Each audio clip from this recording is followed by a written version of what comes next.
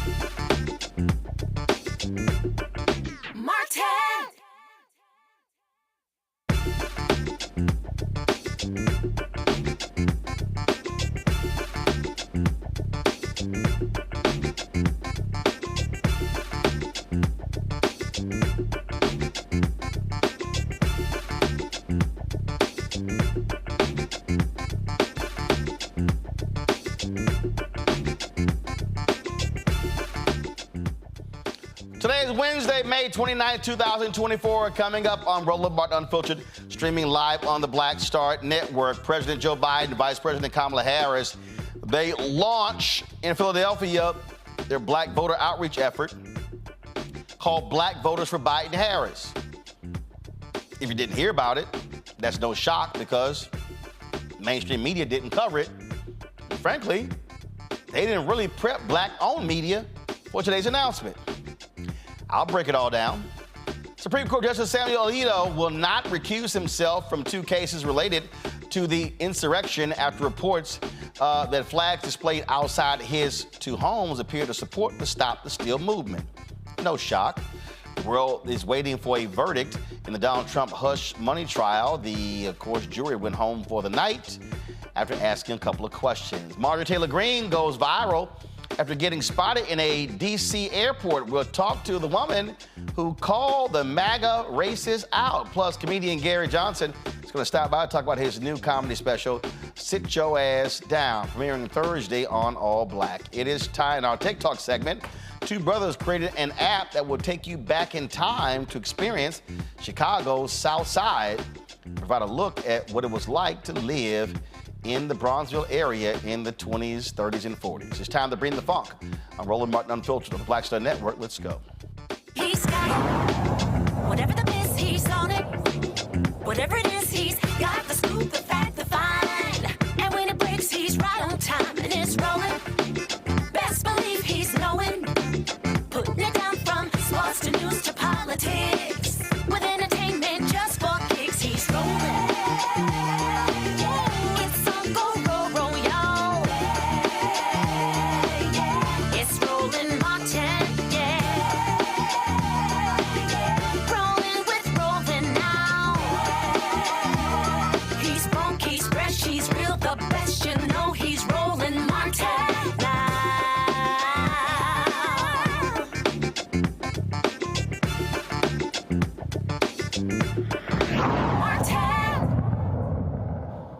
President Joe Biden and Vice President Kamala Harris made a joint campaign appearance today in Philadelphia to launch their Blacks for Biden-Harris. It is the outreach effort that will define this campaign over the next 5 months. The initiative comes with Biden's approval ratings among African Americans at dangerous low levels. And so we're going to be, of course, breaking this whole thing down, as we always do.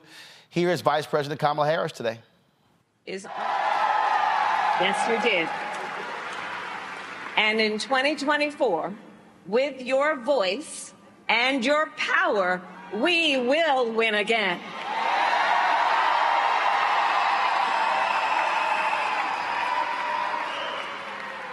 Philadelphia, in Joe Biden, we have a fighter, a leader with skill, vision, determination, and compassion. A leader who keeps his promises. As a candidate for president, Joe Biden gave his word that we would fight to address some of the biggest issues facing the Black community, and we have delivered.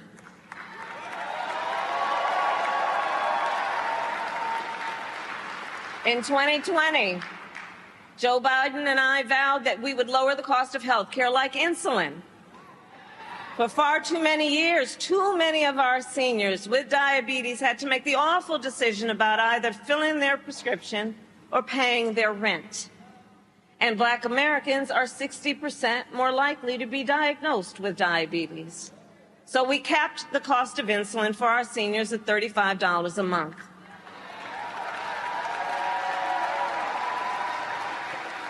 And under Joe Biden's leadership, finally, we took on Big Pharma and finally gave Medicare the power to negotiate drug prices.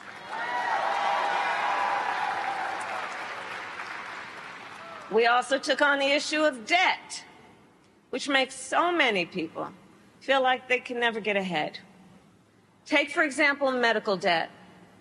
We are now making it so medical debt can no longer be included on your credit score.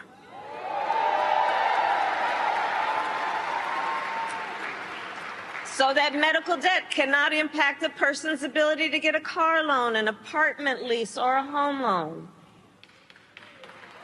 In 2020, we promised to forgive student loan debt.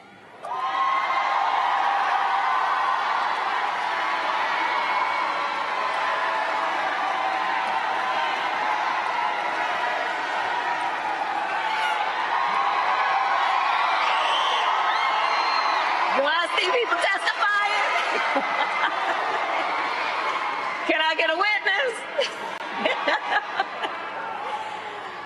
And I'll tell you, I have a unique position as vice president to spend a lot of time with our president.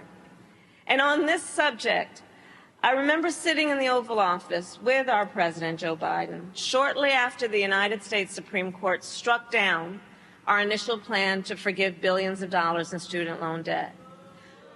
A different leader, a different kind of leader, would have thrown in the towel. Not Joe Biden. Not Joe Biden. And I'm going to tell you what he said that day. I'm going to tell you what he said that day. This is not over. On the line. Black Americans, I'm going to quote, excuse the language, what the hell do you have to lose from a Trump presidency? And sadly, we all know too well, when he was president, Donald Trump tried over and over to get rid of the Affordable Care Act and to take health care then from millions of Black Americans. Year after year, he proposed cuts to Social Security and Medicare so that so many of our seniors would be deprived on what they rely on to live with dignity. And then he handpicked 3 members of the United States Supreme Court, the Court of Thurgood, with the intention that they would overturn Roe v. Wade, and as he intended, they did. And today, 1 in 3 women and more than half of Black women of reproductive age live in a state with an abortion ban, a Trump abortion ban. And if he wins a second term, I promise you he's going to go even further. So all of this is to say, who sits in the White House matters. It matters. It matters for the people of the world. As vice president, I've now met with over 150 world leaders, presidents, prime ministers, chancellors, and kings. And I cannot tell you how many times one of those leaders has pulled me aside and talked about how much the world relies on us and on Joe Biden's leadership. His defense of democracy, his commitment to the ideals of freedom and liberty and equality, and his willingness to fight for these ideals. And as the people of Pennsylvania know, our president does not only know how to fight, he knows how to win. In 2020, we promised to take on the issue of the epidemic of gun violence, knowing that today in America, gun violence is the #1 cause of the death of the children of America. Not car accidents, not cancer, gun violence. We took on the issue knowing Black Americans are 10 times as likely to be the victim of gun homicide. And I'll tell you, I have personally held too many hands of mothers and fathers as I attempted to comfort them after their child was killed by gun violence. So to address this crisis, under the president's leadership, we passed the first major gun safety law in nearly 30 years. A bipartisan law to strengthen background checks. And again, I sat in the Oval Office with the president, where he sat down with Democrats and Republicans and appealed to their better selves. And that's why, for the first time in 30 years, it happened as a bipartisan deal. We created the first White House Office of Gun Violence Prevention, which I lead, and has now invested $1 billion to hire mental health counselors in public schools to help heal the mental trauma of gun violence. And Philadelphia, in all of our work, the president has been guided by a fundamental belief. We work for you, the American people, not the special interests, not the billionaires or the big corporations, but the people. President Joe Biden also took it to Donald Trump, and this is what he had to say here. It's the same guy who wanted to tear gas you as you peacefully protested George Floyd's murder. The same guy who still calls the Central Park Five guilty, even though they were exonerated. He's that landlord who denies housing applications because of the color of your skin. He's that guy who won't say Black Lives Matter and invokes neo-Nazi Third Reich terms. We all remember Trump is the same guy who unleashed birthism, the birthism lie against Barack. And then Trump tells you he's the greatest president. I love this one. He says he's the greatest president for black people in the history of America, including more than Abraham Lincoln.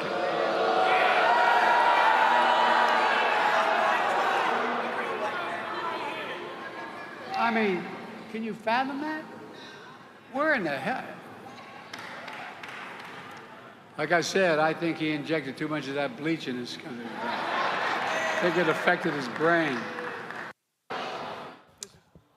All right, folks. So the event was held today in Philadelphia, and there's several things I got to speak to, and that is, first and foremost, I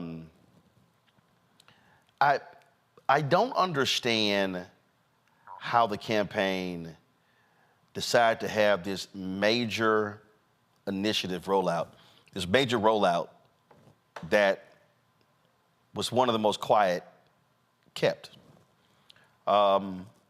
They had a number of people who were there, a number of black elected officials, Governor Wes Moore, Brandon Scott, the mayor of Baltimore. You had Aaron Ford, who is the, he was the, of course, the Attorney General in Nevada.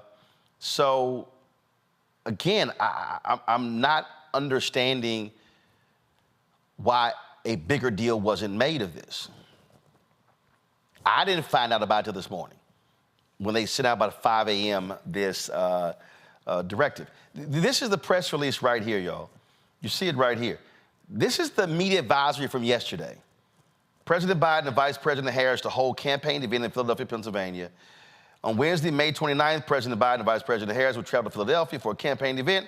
Additional details to follow. This was sent out yesterday, let's see here, at 11:30 a.m. That was it. That's it? That's how you explain that. So you're doing this whole big rollout.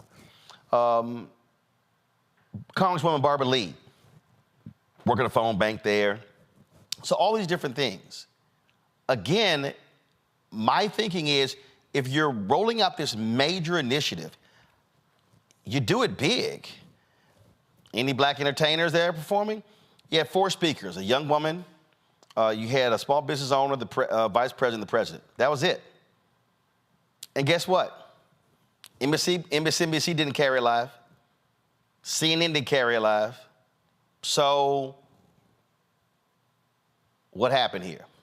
The reason I'm saying all of this is because this is the kind of thing that I've been talking about in terms of how do you reach black voters and how do you, in terms of what's the game plan to do so. I was texting several people today trying to figure out what the hell was going on, scrambling, sitting here, okay? And here's the deal. Had somebody given me a heads up yesterday, I would have driven to Philadelphia. I would have broadcast this show from Philadelphia. All those other black folks who were there, 1,000 people that rally, you would have seen their faces, heard from them. I would have had sound bites, all kind of stuff right here on Roland Unfiltered. But the campaign didn't tell anybody. That makes no sense to me. It makes no sense to me. So they're going to be doing things over the next several days. Got events in Virginia. Here's my advice to the Biden-Harris campaign. Have a black media strategy to tell black people.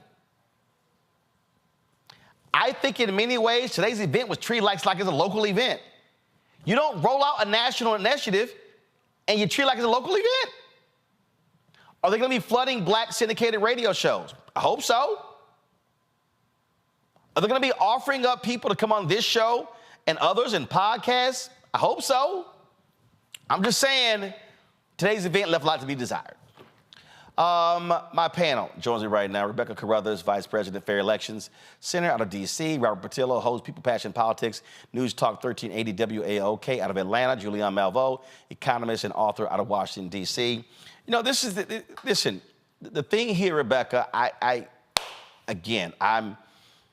it was very frustrating for me today to wake up and I see this notice, and it was in the Washington Post, and it was like, what the hell is this? Where did this come from?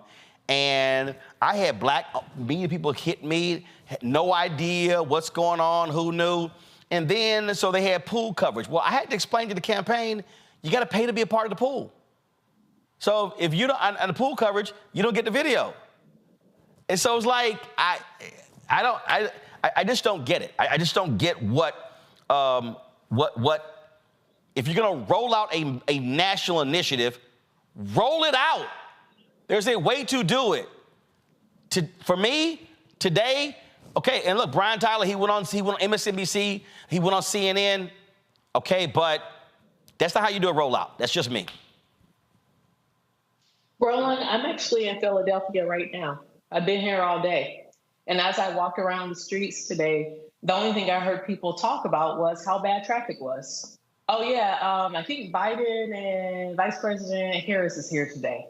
But no one knew what they were going to talk about. No one knew what this aspect of the campaign is about. And this includes black folks that I talked to. I was actually in town today to talk to a bunch of Philadelphia district high school students about voting and the need to register to vote and the need to be a part of community and to get engaged and get informed. So even here in the city in which they were campaigning, there wasn't a lot of information for people who were here in the city who I guess were the targets. Right. So if you're going to roll out this major initiative, my deal is you hype that up. I mean, it's like, Harris, Biden, they're coming. Launch this major initiative next week. Here are the folks who are going to be here. And then what you do is you fan people out. I mean, again, it's like if this was, I guess this is supposed to be a national rollout. I don't know really what the hell it was. I'm just being straight up honest. And again, I've been texting campaign people all day. I've been on the phone. I've been calling other people. And I'm like, okay, if this is supposed to be the major thing it is, who knew? The politicians might have known about it, but guess what? The activists, the people who actually knock doors and turn out voters across Pennsylvania, especially black voters in Philadelphia County, some of them aren't even in Philadelphia today. They're out of town at a conference preparing for the fall. So like the total lack of strategy here, it bewilders me. But here's the other thing that caught me off guard is for months and for years, we have been criticizing this administration for not talking to black folks. Listening to them and the soundbite that you played at the top of the show, they're talking to Black voters. But guess what Black folks need first? We need them to talk to us as equals. We need them to talk to us as constituents before you turn around and talk to us as voters. Because when you're talking to us as voters, it becomes purely transactional. And Black people aren't feeling it this year. And it's going to be tough if this is how the Biden-Harris administration is rolling out their outreach to Black voters. This is what I have been saying on this show, on radio, on social, and so no one can say, oh, this is all new, Robert. I have been saying that the period from January to August is what I call information enlightenment stage, where you are having these town hall discussions, you're speaking to people, you're sitting here laying these things out, you're talking about policies, how they have helped people directly. Then the second phase is you're trying to then get them to register. The third phase is to get them to vote. I can't ask you to vote in May if I haven't explained to you what I've done. And not just what I've done, what I'm going to do over the next 4 years. I sat there and I heard what the vice president had to say. I heard what President Biden had to say. Do you know what I did not hear, Robert? I actually didn't hear, this is what I'm going to do for you if I get reelected. That's kind of important. You're absolutely correct, Roland. And the problem is that the Biden administration or the Biden-Harris campaign, they want national attention without having to answer actual national questions. They're so afraid that any event that they have, if they publicize it, that you'll have anti-Palestine or anti-Israeli protesters there, that you'll have people interrupting the speech, running on stage, etc., that they don't want to publicize their events. And because of that, you kind of end up in this Gordian knot where you can't push these issues as much as you want because you're running afraid of Middle Eastern policy and understanding the close connection that many African Americans have with the plight of downtrodden people in Palestine. We saw the same thing last week in Atlanta at the Morehouse speech, where some of the students turned their back, and because of that, you didn't see them having an entire weekend of events around the president coming. Normally, the president comes to Atlanta, they show up, they go to Ebenezer, they tour the civil rights events, they have a town hall meeting on Friday with all the civil rights organizations, etc. They did none of that. They flew in under the radar, they zoomed into Morehouse, they gave a quick speech, and they zoomed out of Morehouse as fast as possible. I'd like to mention the commencement address at Clark Atlanta was far better. One of the best, Dr. Brown and require everybody to listen to that speech if you get a chance. But the Biden-Harris administration is going to have to stop running scared. They're going to have to realize that I cannot appeal to Black people without offending some white people. And you're going to have to make a decision of which one of those voting bases was more important. That for everything that was done at that event in Pennsylvania today, having one sentence on reparations would have done more than everything the rest of that speech did. And yes, that will scare off some Midwestern Rust Belt voters, but those people are already going to vote MAGA anyway.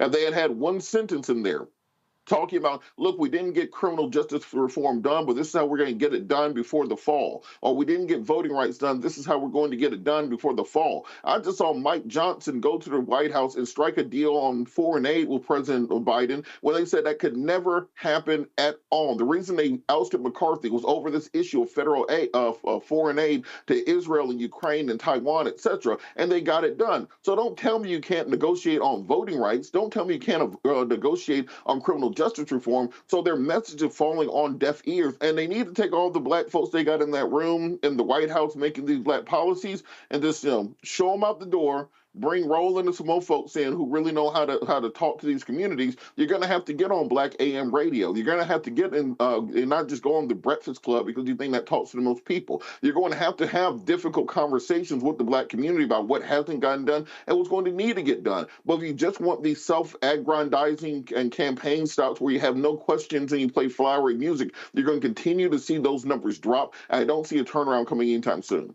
Julian, let me be perfectly clear. Do I believe there needs to be a concerted effort to reach Black voters? The answer is yes.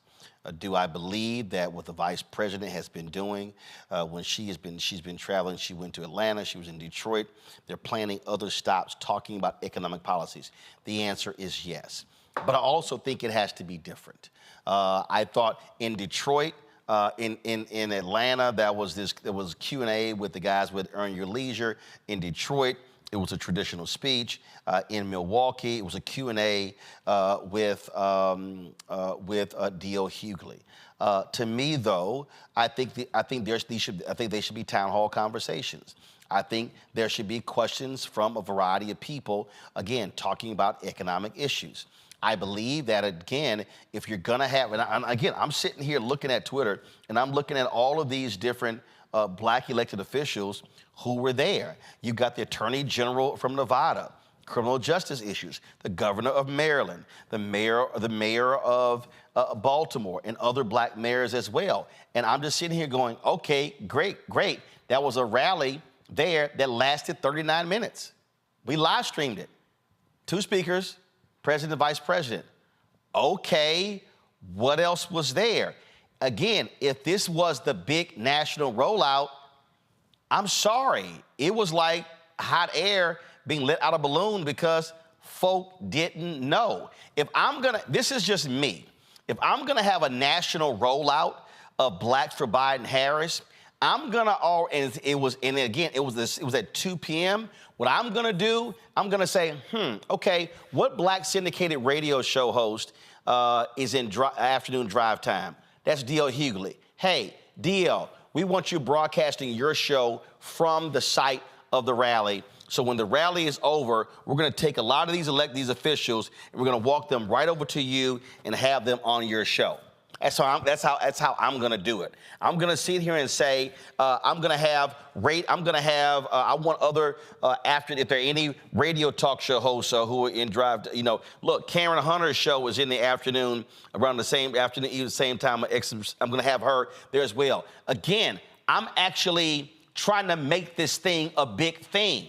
That's what I'm doing. I'm sitting here thinking about black podcasters. I'm thinking about black digital shows. I'm thinking about black influencers on social media. That's what I'm doing. I'm sorry. I didn't feel any of this. And I'm just like, and again, I was a little pissed this morning because I had no idea it was even happening. And I was like, and again, it's 2 hours down the road. I mean, I made clear, if they had said anything, I would be doing this show right now from Philadelphia, and even if it wasn't at that location, I would be at some black location, and I would have black folks from Philadelphia, activists and others on the air. Roland. You would see, hold on, you would see interviews. You would see interviews right now. One of the clumsiest rollouts. You would see, hold on. You would see interviews. You would see interviews of Wes Moore, of Brandon Scott, the other black mayors, of Aaron Ford. You will see all of that. That, to me, you've got to plan that stuff out to get maximum effect. The cable networks totally ignored it. And so I guarantee you, by this time tomorrow, if they look back and look at the coverage, you're going to literally see about that much coverage because, frankly, it wasn't rolled out properly. Well, Roland, what I'm seeing is, first of all, I want to say something to Robert. I want to just say, congratulations, brother. You did a good job, and you keep it going. We appreciate your run. You did appreciate it. So I just want to say that to you while we're sitting here together. You my brother from Rainbow, and I appreciate you so much. That one is one of the clumsiest rollouts that I have ever seen. Clumsy, MF clumsy. Why be so clumsy? This is news. Meanwhile, the orange man is taking up the space of the world. Forgive me for wearing orange today. It is my favorite color, but whatever.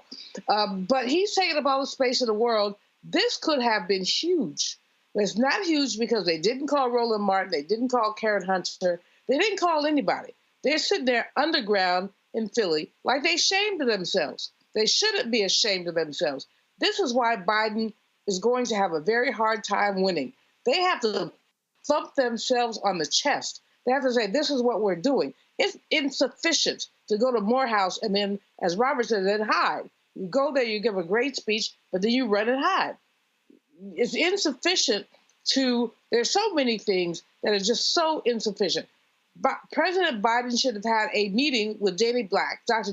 Daniel Black, who was the commission seeker at Clark Atlanta, who like brought it. He should have had a one-on-one with him, a photo with him, something like that. He is running from his base, and in running from his base, others are running toward the orange man.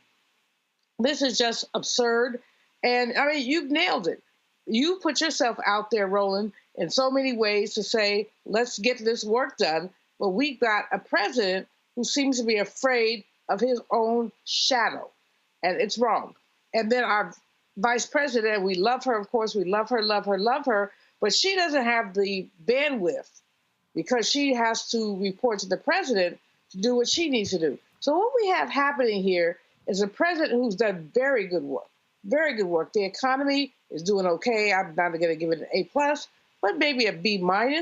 But considering the economy is doing okay, other things are doing okay, but guess what? The president is not holding his own. And he cannot be afraid of Black people. He simply can't. And he can't be afraid of the Middle Eastern issue. Everybody's not going to agree with him, but people respect him. Well, he can't run from it. You can't run and you can't hide. I guess what, first of all, let me do this here. Let me go to a break and we'll come back.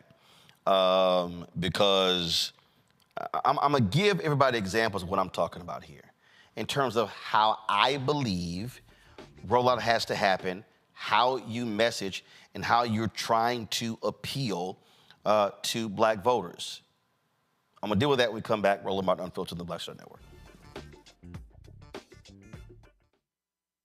Now streaming on the Black Star Network. If you look at all of the best mans, the movies, and then, of course, series on Peacock, why do you think it resonated so well? Well, I think it's a reflection of us.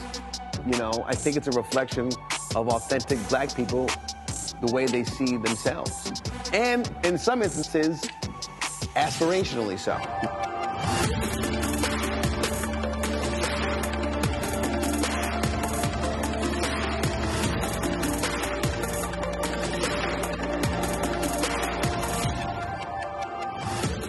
Fanbase is pioneering a new era of social media for the creator economy.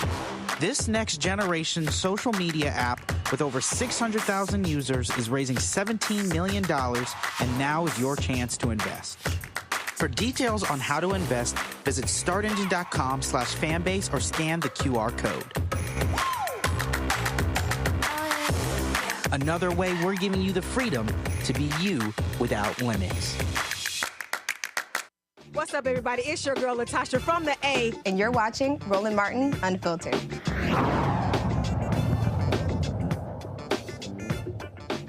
All right, folks, welcome back to Roland Martin Unfiltered. So as I was looking through some of the social media posts of some of the different Black elected officials who were there today in Philadelphia, so Aaron Ford, who's the Nevada Attorney General, he actually posted this here, and I thought it was pretty interesting. And so this is a graphic here. The Biden-Harris record for Black Americans.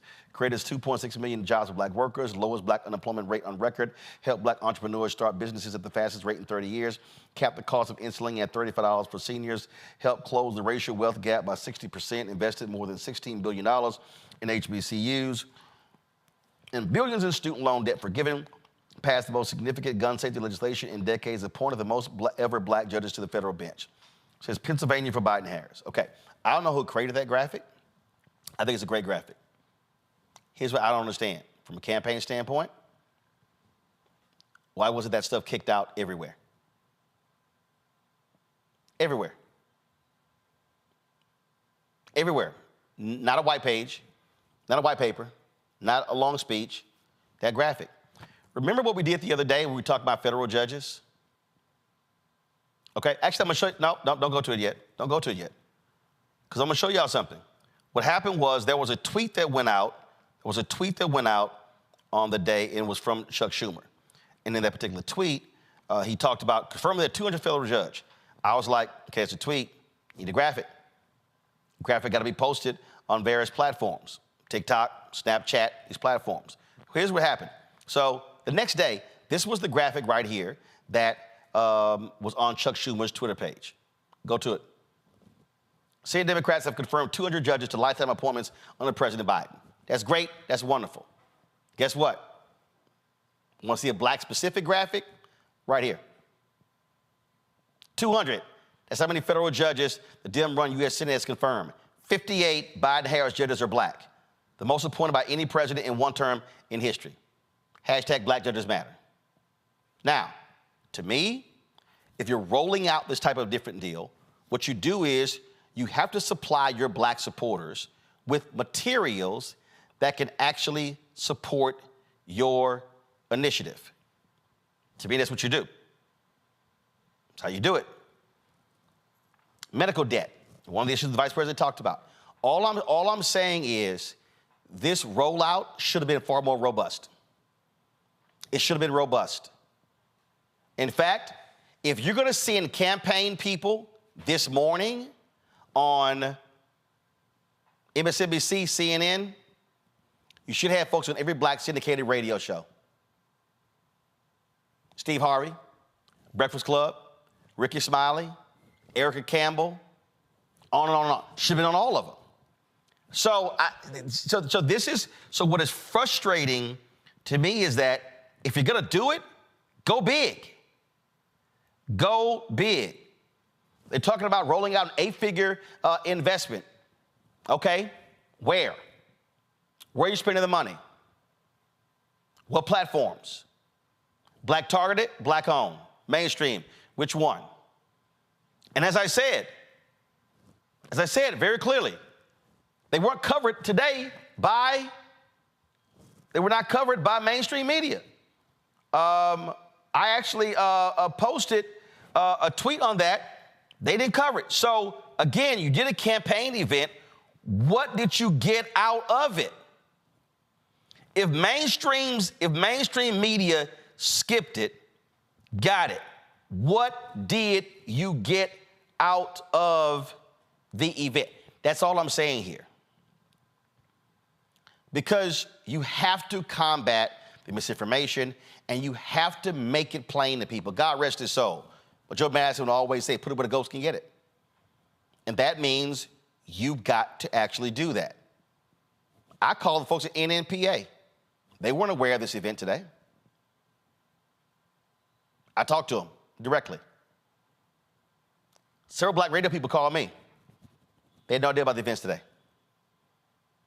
There was media in Pennsylvania, black media in Pennsylvania, who wasn't aware about the events today.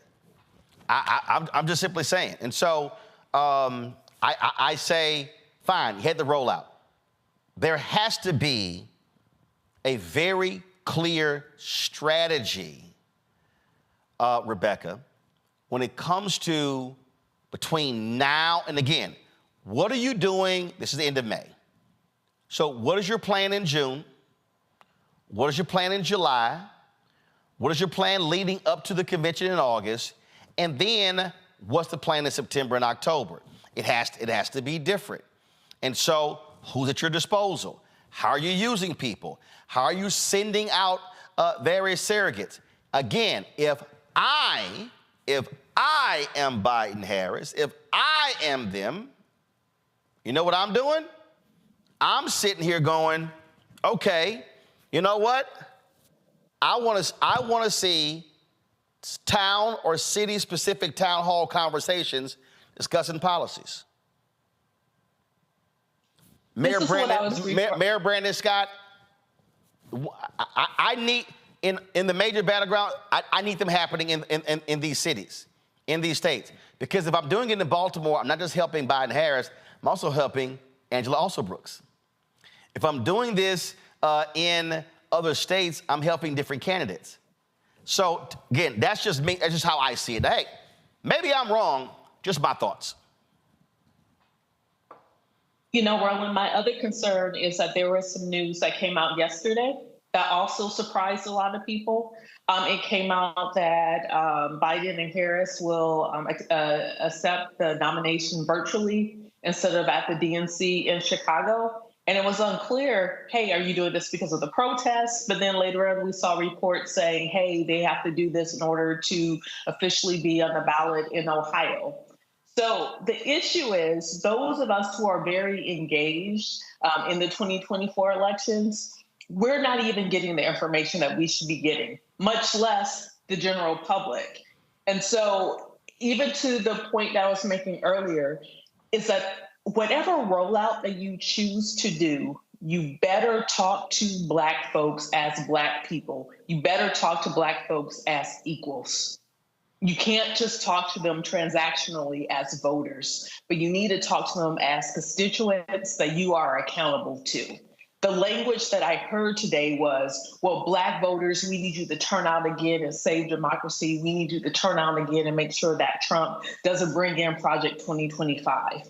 I hear that. I understand that. I understand that argument, but it's also tone deaf.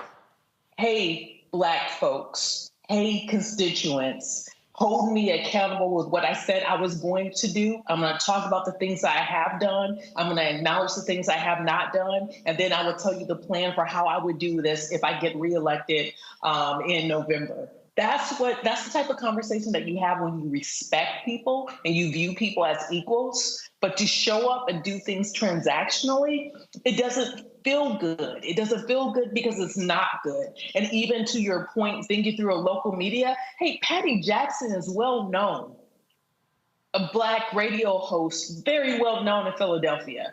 I didn't hear her talking about this. I didn't see her as one of the people who introduced Vice President Harris. There's so many small things that you do when you show up in a campaign, in a community. And if you don't do those small things, you're not being authentic to the very voters that you're trying to reach out to.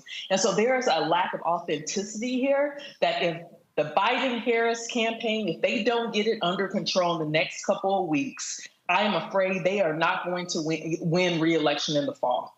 And that's just full out point blank. I know that there's a small handful of folks that President Biden listens to.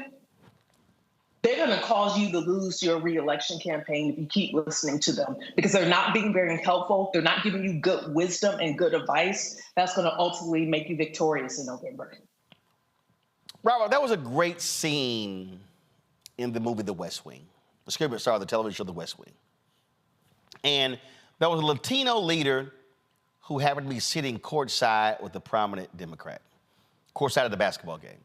And the staff was like, what the hell? What is this guy doing? And this Democratic candidate was thinking about running against President Bartlett, played by Martin Sheen. So they hit the Latino leader, and he came to the White House. So they started telling him, we gave you this, this, this, this. And he then said, that was the last election. What do I get now? So when I talk about what are you doing now, they have to articulate a forward-thinking agenda. And so it can't just be, we're going to get voting reform, we're going to get a criminal justice reform, but you told me that 4 years ago.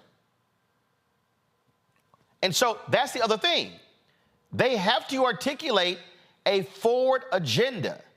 I don't care if the slogan's called finish the job, whatever it is, but it has to be a forward-thinking agenda. What I am seeing right now, and again, let me be real clear, I've been paying a lot of attention.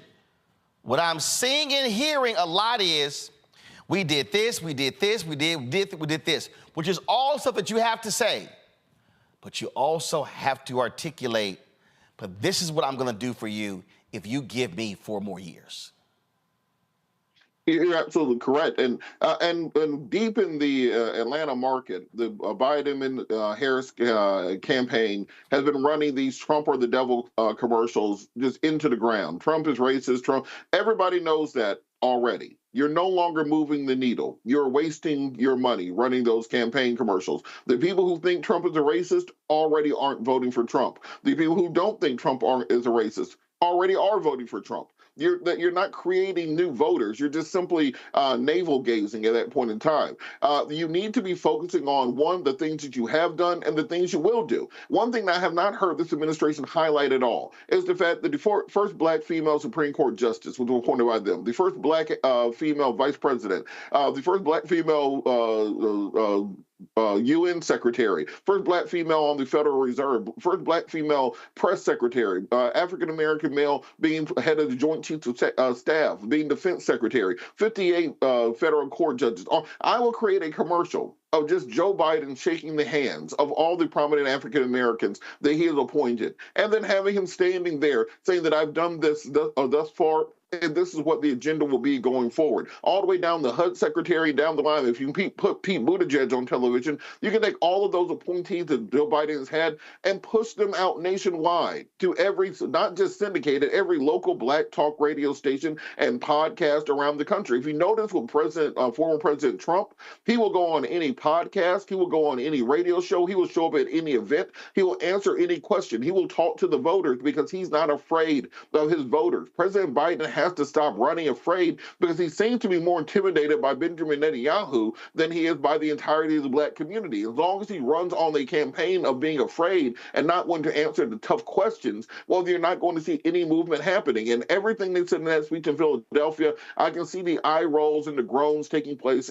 among voters who are hesitant to vote right now, because you're not pushing that bold agenda going forward as to what exactly you are going to do in the next 4 years. And there are many people who have nostalgia now for those 4 Trump years. We can no longer simply discount the black people who are supporting Trump. You got one of those influential young black female rappers, Sexy Red, running around the country with a MAGA hat on, saying "Make America Sexy Again." You got Waka Flocka Flame, you got Lil Pump, you got Woe Vicky, you got Teddy Riley. You got a lot of people in the community where it's starting to hit a tipping point where you can no longer simply say, well, those are just some crazy Negroes. Now you have to say, well, this is actually some statistical evidence saying that there are some young black voters who grew up in that period of time where you had President Trump as basically a reality show host as president, being entertaining, giving out stimulus checks to people, giving out PPP loans to people, telling your mama jokes, all those other things. And they see that through a lens of that being their childhood, that being a better time, that being a better day. And they see the Biden administration as being the adults in the room, paying the bills, keeping us out of wars, being boring. And you have to realize you have to message to those folks, because that's a new generation of voters. They're not tied down to the traditions of the black community. They're forging an entirely new future based on their own lived experience. And if you don't recognize that and address that, you're going to fall behind. So here's the thing, as I look at this, Julian, and again, I was just sitting here thinking about imagery. I was thinking about the couch. Mm-hmm. And again, now some would say, oh, you're playing fear. I would actually lean to the couch. And I would say, this is how I would do it. I would say, you pissed off about the Dobbs decision? Yeah. That's because a lot of people stayed on the couch in 2016. Mm-hmm. Are you mad about affirmative action being overturned? Yeah. Mm-hmm. That's because a lot of people stayed on the couch in 2016. Are you upset with it? That's the couch. Mm-hmm. I would make, here's the deal, and this is the crazy thing. They have a story to tell. I'm going to say this, and for the life of me, I have no idea why this White House and why the campaign doesn't do this here. This has been the most active civil rights division of the Department of Justice since Robert Kennedy was the Attorney General. They have put wardens in jail, jailers in jail, cops in jail, hate crime convictions. They've tackled redlining, on and on and on. They never talk about it. You did not get the George Floyd Justice Act. Got it.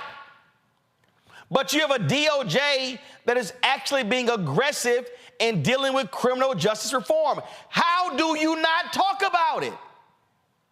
What they've done is they've created this whole notion that no, we gotta create this wall between DOJ and the White House.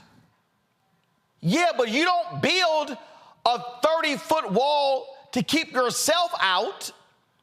You can't. They can literally say, Biden could stand there and say, under my Department of Justice, there are 10 patterns and practices, investigations of police department when it comes to police brutality the treatment of American citizens that was won under Donald Trump. Really? Hold on, I'm not done. He could say, we've invested in police training, but we've also held them accountable for bad actors when they do wrong. I do not understand how you have a criminal justice reform story to tell and they won't tell it. I am flabbergasted, and I have literally asked top White House officials, why do y'all never bring it up? I don't hear it coming from the White House podium. I don't hear it in his speeches. I don't hear it in her speeches. I don't hear it from the campaign. And it's like, what? Are you afraid that MAGA's going to call you soft on crime? No, you can tell them we believe in accountability, and hell, we've got all the videos to show for it, Tyree Nichols and on and on and on. So I don't understand why they're scared to bring it up. This is a typical problem with Democrats. They're always afraid to claim their base. There are a lot of things they have to say, they can say, really about, as you say, criminal justice reform or any number of other things. They're afraid to claim their base. They think they're going to alienate some crazy white man with a MAGA hat who wasn't going to vote for them anyway, but they're afraid of that. And, you know, Roland, I've been reading, I guess I'm bored, Project 2025, which is frightening. And I would invite our people, those who are watching you, who are, I guess woke might be the word we might use, go read that stuff. Go see what they say they're going to do. They would eliminate the Department of Education. They would eliminate student debt reform, relief. There are a list of things. Of course, affirmative action and DEI are under the bus right now. Why does the Biden administration, they don't have to do it themselves. Let their surrogates do it. Let you do it. Let others who are passionate about basically our country, let them do it. Why are they being so silent and so scared, not scared, but scared of what the Orange Man and his team might say? It really is absurd that they're not claiming their legacy. The slide you showed earlier with the judges is really an important slide, because these are people who are going to be in the judiciary for 20, 30 years. And they're going to push back on Trump appointees. But why are they not dealing with this? I don't have an answer. I don't think anybody does. But what we know is that if they continue to play this, and James Carville called it, I think yesterday on CNN, if they continue to play this, they ain't going to win. They just ain't going to win. You cannot win running scared. The other side is aggressive, assertive, forceful, exacting. And these are, right now, what I see is the Biden-Harris administration being a bunch of wimps. It's unacceptable. They're leaving us in the dust. They're forcing us to bite dust. And so, you know, you're absolutely, they need to hire you and have you working for them 24/7. No. First of all, because I have little tolerance for folk who move slow, who take forever. Because I'm telling you right now, this graphic right here, I hit my man Keenan. We had it in 2 hours, and that was with revisions. So the campaign still hasn't done this graphic. They still haven't done it. The campaign ain't done this graphic. That was Chuck Schumer's office. I'm like, what the hell are y'all doing? This is why you have rapid response. This is why you have a digital. In fact, are y'all aware? Now, the reason I saw Dio do this personally with the vice president. Are y'all aware that when they had the discussion in Milwaukee, Dio Hughley apologized to the vice president because he listened to what the trolls were saying about her record as California Attorney General, and he apologized for being wrong about her record? Have y'all seen the campaign push that video anywhere? That's a perfect example. This is a perfect example of how you totally blow a moment. Here you have Dio Hughley saying, I made a mistake and I believed some lies about the records of Vice President Kamala Harris, and I ripped her in 2020 because of that. and I apologize for being wrong. They haven't run it anywhere. That should be a video. They haven't run it anywhere. And I'm going, what are you doing? So they're going to have again, a lot of things they're going to be doing. It's a lot more work that needs to be done when it comes to this black outreach effort. So I know they're watching. Just I hope y'all paying attention. Gotta go to a break. We come back. Woo! Bleach, blonde, bad, built, butch body. A sister confronted Marjorie Taylor Greene, the D.C. airport. That sucker went crazy viral. She joins us next. Don't forget to support Roland Martin Unfiltered on the Black Star Network by joining our Bring the Funk fan club. Your dials allow for us to do the work that we do here because y'all know these advertisers ain't trying to support black-owned media.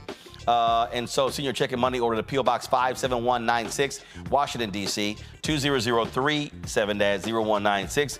Cash App, $RM Unfiltered, PayPal, R Martin Unfiltered. Venmo is RM Unfiltered. Zelle, Roland at RolandSMartin.com. Roland at RolandMartinUnfiltered.com. We'll be right back.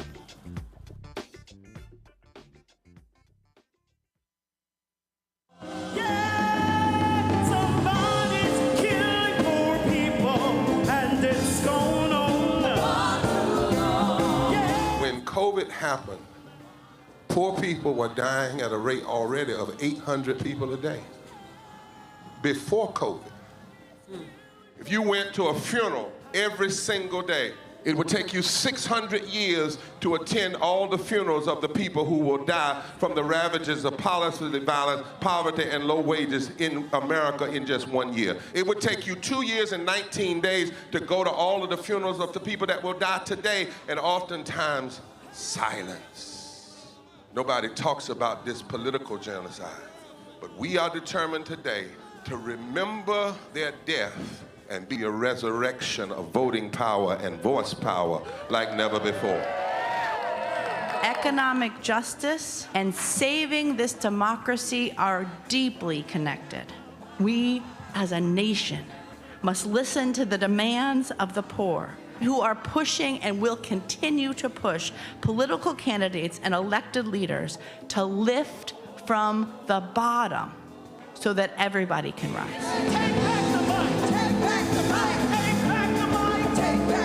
We are the poor, the marginalized, and the underpaid.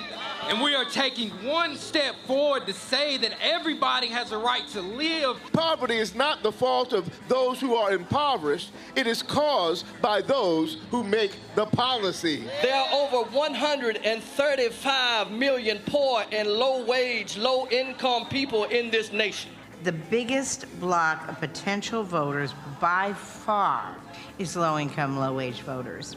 I can't afford medicine. Sometimes I have to skip because of the cost. The farm worker community is tired of the violence imposed upon us by greed, exclusion, and denial of basic human rights. Those folk that represented by that casket, poor and low-wage workers who are the most moral people in this country because they go to work every day believing, even though going to work is hazardous to their health.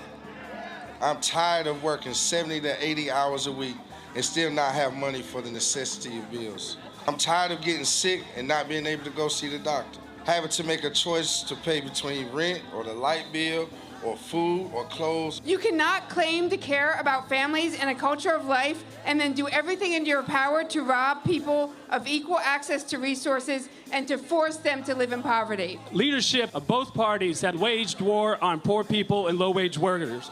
And this government has treated people experiencing poverty, including their military families, with disdainful, deliberate, malicious neglect. So the truth is that my son died from poverty.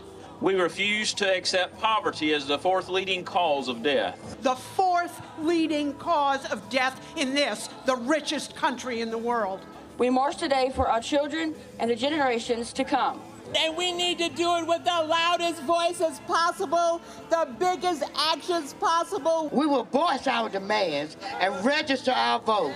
When we stand up and when we stand together, things change. There is the electorate that is, and then there is the electorate that should be. 34 million eligible poor and low-income voters did not vote in 2016. If just 20% of those voters in swing states were mobilized around an agenda, they could change the political outcome of every election.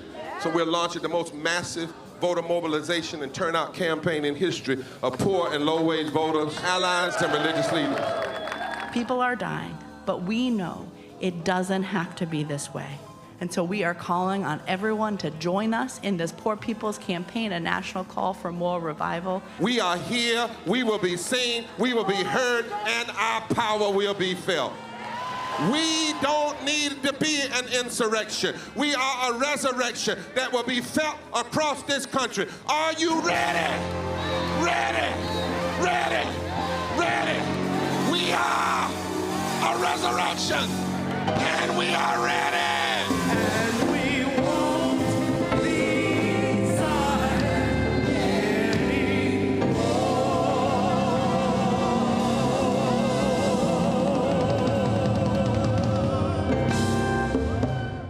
Me, Sherry Shepard, with Sammy Roman. I'm Dr. Robin B., pharmacist and fitness coach, and you're watching Roland Martin Unfiltered.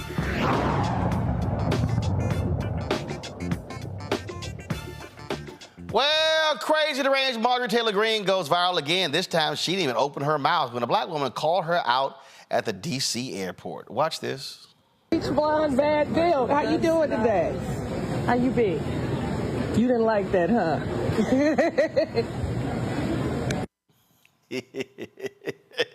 Roll that again. Beach blonde, bad Bill. How you doing today? How you be? You didn't like that, huh? Well, that woman is Kia Kroom. We recorded that video. She joins us now from D.C. Kia, glad to have you here. So you were in the airport. I take it she was traveling out and you were coming back from somewhere, correct? Correct. I was, I want to make sure y'all can see me. Correct. We got you.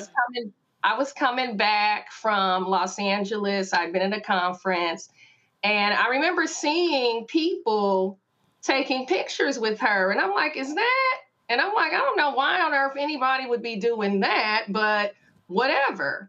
And I knew that I was going to say something to her. In fact, what wasn't captured was when I looked at her and I told her, I said, you're going to learn to leave Black women alone. And she responded like, yeah, okay. And, you know, I had time that day. So I'm like, yeah, okay. And then I hit record, and that's where you saw that exchange. So y'all had an exchange before. Y'all had an exchange before you recorded this. We did. And so, go ahead. Yeah, we did. I mean, I was just simply telling her, you know, listen, you're going to learn to leave Black women alone. And she responded to me the way that we saw her respond to AOC during that infamous clip, you know, like, oh, yeah, okay. And it was just like, okay. So you post this, and then all of a sudden, it just takes off. It did. I actually had no idea that this would go viral. I had no idea that it would evoke the level of laughter. I mean, the level of joy. Like, I literally had people texting, DMing me, and telling me everything from, you know, offering to buy me lunch to, you know, just thanking them because, I mean, they just found it to be such comedic relief. I had no idea. That totally wasn't what I did it for. I just knew that I had time and I had a moment because, like a lot of Black women, I've just been disgusted by the anti-Blackness that I've been seeing play out in the media for, I mean, how much time you got, but like, it just seems like over the last 2 weeks, between the clip we saw, the exchange between MGT and Congresswoman Crockett and AOC, and then you see Kelly Roland over in Cannes, it's just like the anti-Blackness, the misogynoir, it's just like, I've had it, right? So I had time that day. Well, It has certainly generated lots of attention. Do y'all have a control room? Y'all got the video that we put out on social media with this in the song? All right, go ahead and play it. No. Keenan put out on social media. He used her clip. Y'all kill that.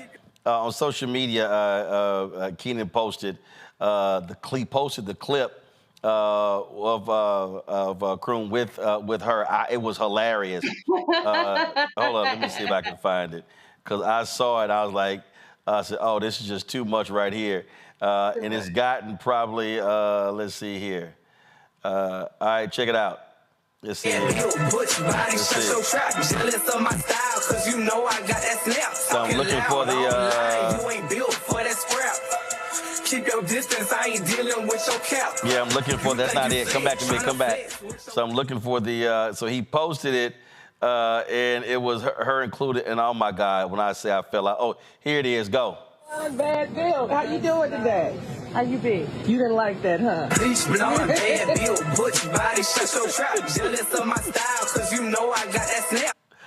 Oh, that was just too much. And again, you see right here, oh my God, we've got more than 2,200 comments. Almost 24,000 folks have liked it. Just flat out hilarious. Questions from the panel. Robert, you first. At that moment, you talked about the attacks on black women, and we've discussed that ad nauseum on this show, whether it's Marilyn Mosby, whether it's Fonnie Willis, whether it's Keisha Lance Bottoms, Lori Lightfoot, Mira Cantrell, Marianne Bowser, on down the line. What do you think can be the instructive nature of this moment with Jasmine Crockett, where we simply decide, instead of playing by their rules and playing by these genteel games, actually just simply respond to them in kind? Yeah, I mean, I'm just gonna be honest, like under ordinary circumstances, I'm a sweetheart. I'm probably the sweetest person you could ever meet in life. And yet I'm tired. And I mean, I don't know if because come on now. You calling yourself sweet. I am. You know. Come on now. If you wanted it here. Come on, kid. Really sweet people ain't that petty. Like, I know I'm petty. I had time that day, but here's the deal. I want to respond to the gentleman's question. Go ahead. I think that responding in kind for black women, for brown women, if that means clapping back, then I say no more passes, like, period. Like, I honestly feel like if you're big, bad, and bold enough to hurl a racist trope or a microaggression, because let's be clear, that's what we saw happen on the congressional floor there. That was a microaggression, and it happens from the rooms of Congress down to boardrooms and offices, where across the USA, across the globe. I'm of the mind at this point that in kind, if you're big, bad, and bold enough to hurl a trope, you're big, bad, and bold enough to get it right back dug in your face. You know what I mean? And that's just where I'm at, because I think that it's taken as passivity. I don't know if it's taken as passivity. What I see a lot of women of color, black women doing when attacked, because when you're attacked, especially in a public discourse like that, it's very like disorienting. And I don't know how Congresswoman Crockett, like, I commend her for holding her composure. Like, I saw, a little like, and like, she said, ain't nothing, about me, or whatever she was saying in that moment. But I can't imagine how humiliating that had to feel at that point in time. So you know what? The instructive, as far as I'm concerned, is really no more passes. I'm a firm believer in calling that behavior out and pulling it up by the root, even if it's, so this is what we're doing in this moment, like Congresswoman Crockett did. I just want to be clear. So this is what we're doing. But no more passes. It's just too much. Just a quick follow-up also. Marjorie Taylor Greene, in response, posted a picture in a bikini this weekend. Do you think that will change the conversation about her being bad, built with a bush body? Hell no, because it was photoshopped. No. And somebody dared to comment, oh, she would beat your butt or something like that. And I'm like, okay, I don't throw hands. I deal with lawyers and I'm not going to say, but listen, I'm not going to throw hands with her. Too many people in my family depends on me and rely on me to find myself in some fisticuffs, as my grandmother would say, with somebody. Like, I don't even have anything for that, but absolutely not. Absolutely not. No. So Robert, Rebecca, this is the photo Robert was referring. Okay, Rebecca, go ahead. Bless her heart. Thank you so much for being on the show tonight. I know that you are not a professional troll. I also know there's a lot of people who want to support you. So can you tell us more about who you are, what you do, and how we can support you? Yeah, so I own a global fundraising firm called Kia Kroom Fundraising and Philanthropy. My claim to fame, if you will, is having raised nearly $1 billion for social justice causes led by and serving Black and brown people. And I mean, I love it. I meet some of the most incredible Black women, brown women you could ever imagine, women that are really on the front lines trying to affect social change and fight structural inequities, which is, I think, why, that moment we witnessed struck me so much, because I look at it this way. Here you had Congresswoman Crockett. People are assembled to take care of business at hand, and you have someone making a mockery and a caricature of a Black woman in a public discourse. The Black women and brown women that I know are laying down their lives for the sake of social justice, like Black women have always done. So that is the work that I do, and you can find me at www.kiakroom.com. And drop me a line. My social handles are the same, Kia Kroom. And I'm happy to connect with anybody that's about social change and as passionate about it as I am. Thank you for having me. Julianne? Okay, baby sis. Google me, call me. I am taking you to lunch. I live in D.C. You the bomb. Yes. So just JulianneMalvo.com. I will be happy to buy you lunch and to basically hang out with you. I'm just loving what you did. That's one. Number two, these people, this misogynoir has been so advanced that they attack us from our credentials to our eyeglasses. To our appearance. From our credentials to our, yes. And so this is unacceptable. So thank you for calling that BBB. And there was a missing B there, because of the BBB. Roland knows what the B is. But basically, thank you for calling her out. Now, the other piece of this is, it's not just MTG. She's a nasty piece of work, but she's been one since she was born. She doesn't even need to be breathing air. That's a waste of air. What is your thought as a PR maven and a fundraiser about how we deal with misogynoir more broadly? Robert called out some of the names. We've seen them. Angela also Brooks. She needed training wheels. Give me a break. We could go down the list. Black women are under attack. How do we fight back? Yeah, I mean, no more passes. Period. No more passes. You big, bad, and bold enough to say it. You're big, bad, and bold enough to get caught out, whether we're calling it out on the spot. And I understand that things impact people differently sometimes, because these moments can be so jarring. We have to collect ourselves. But I'm a proponent of calling this out and uprooting it wherever it rears its ugly head. Period. I honestly think that it's going to take not just Black women, because I hear a fair amount of Black women talking about misogynoir. Yeah, we're the target, but I think that it's going to take more Black men speaking up. To be quite honest, and in offices and workplaces, this is where the allies are going to have to come in. It's no more passes, period. You call it out, and sometimes you got to show the bully where it's at, and like the gentleman said a moment ago, return it in kind. By my estimation, it's going high, right? Because you would not believe how many women of color I talk to in Zoom screens every week that are in tears because they've been humiliated and have old sores nearly because they couldn't find the words or weren't comfortable countering an attack and simply calling it by its name. So no more passes given. That's just where I'm at with it. I really wish, Roland, I could run into her in the airport. I would have a good old time. Yeah, because we're going to have a good time. We're going to have a good one. Because we know you petty too, Julian. All right, Kia.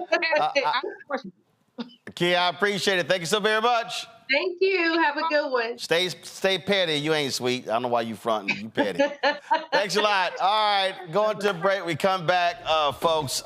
Major League Baseball is now integrating Negro League records into the record books after segregating them for so long. We'll talk about that next on Roland Martin Unfiltered on the Black Star Network.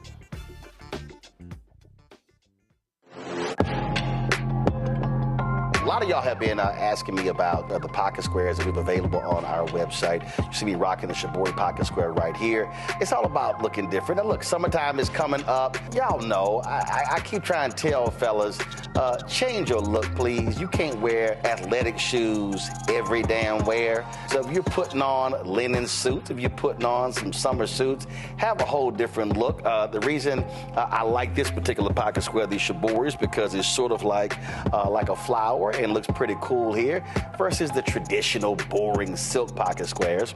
But also I like being a little different as well. So this is why we have these custom-made feather pocket squares on the website as well. My sister actually designed these after a few years ago. I was in this battle with Steve Harvey at Essence, and I saw this at a St. Jude fundraiser. I saw this feather pocket square, and I said, well, I got some ideas. So I hit her, and she sent me about 30 different ones. And so this completely changes your look. Now, some of you men out there, I had some dudes say, oh, man, I can't wear that. Well, if you ain't got swagger, that's not my problem. But if you're looking for something different to spruce up your look, fellas, ladies, if y'all looking to get your man a good gift, I've run into brothers all across the country with the feather pocket squares saying, see, check mine out. And so it's always good to see them. And so this is what you do. Go to RolandSMartin.com/pocket squares. You can order Shibori pocket squares or the custom-made pocket squares. Now, for the Shiboris, we're out of a lot of the different colors, and I think we're down to about 200 or 300. So you want to get your order in as soon as you can, because here's what happened. I got these several years ago, and the Japanese company signed a deal with another company, and I bought them before they signed that deal, and so I can't get access to any more from the company in Japan that makes them. And so get yours now. So come summertime, when I see y'all at Essence, y'all could be looking fly with the Shibori pocket square or the custom-made pocket square. Again, RolandSMartin.com/pocket squares. Go there now.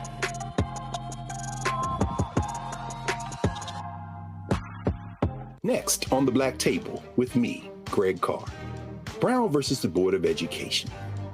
The history books call it the court decision that ended racial segregation in American schools.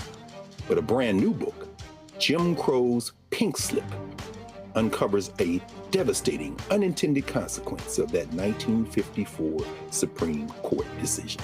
We may, if we were lucky, have been the very last generation of Black students to have experienced these generations of Black teachers who have never been replaced. Dr. Leslie Fenwick joins us to talk about her book and the actions following that landmark decision that dealt a virtual death blow to Black educators.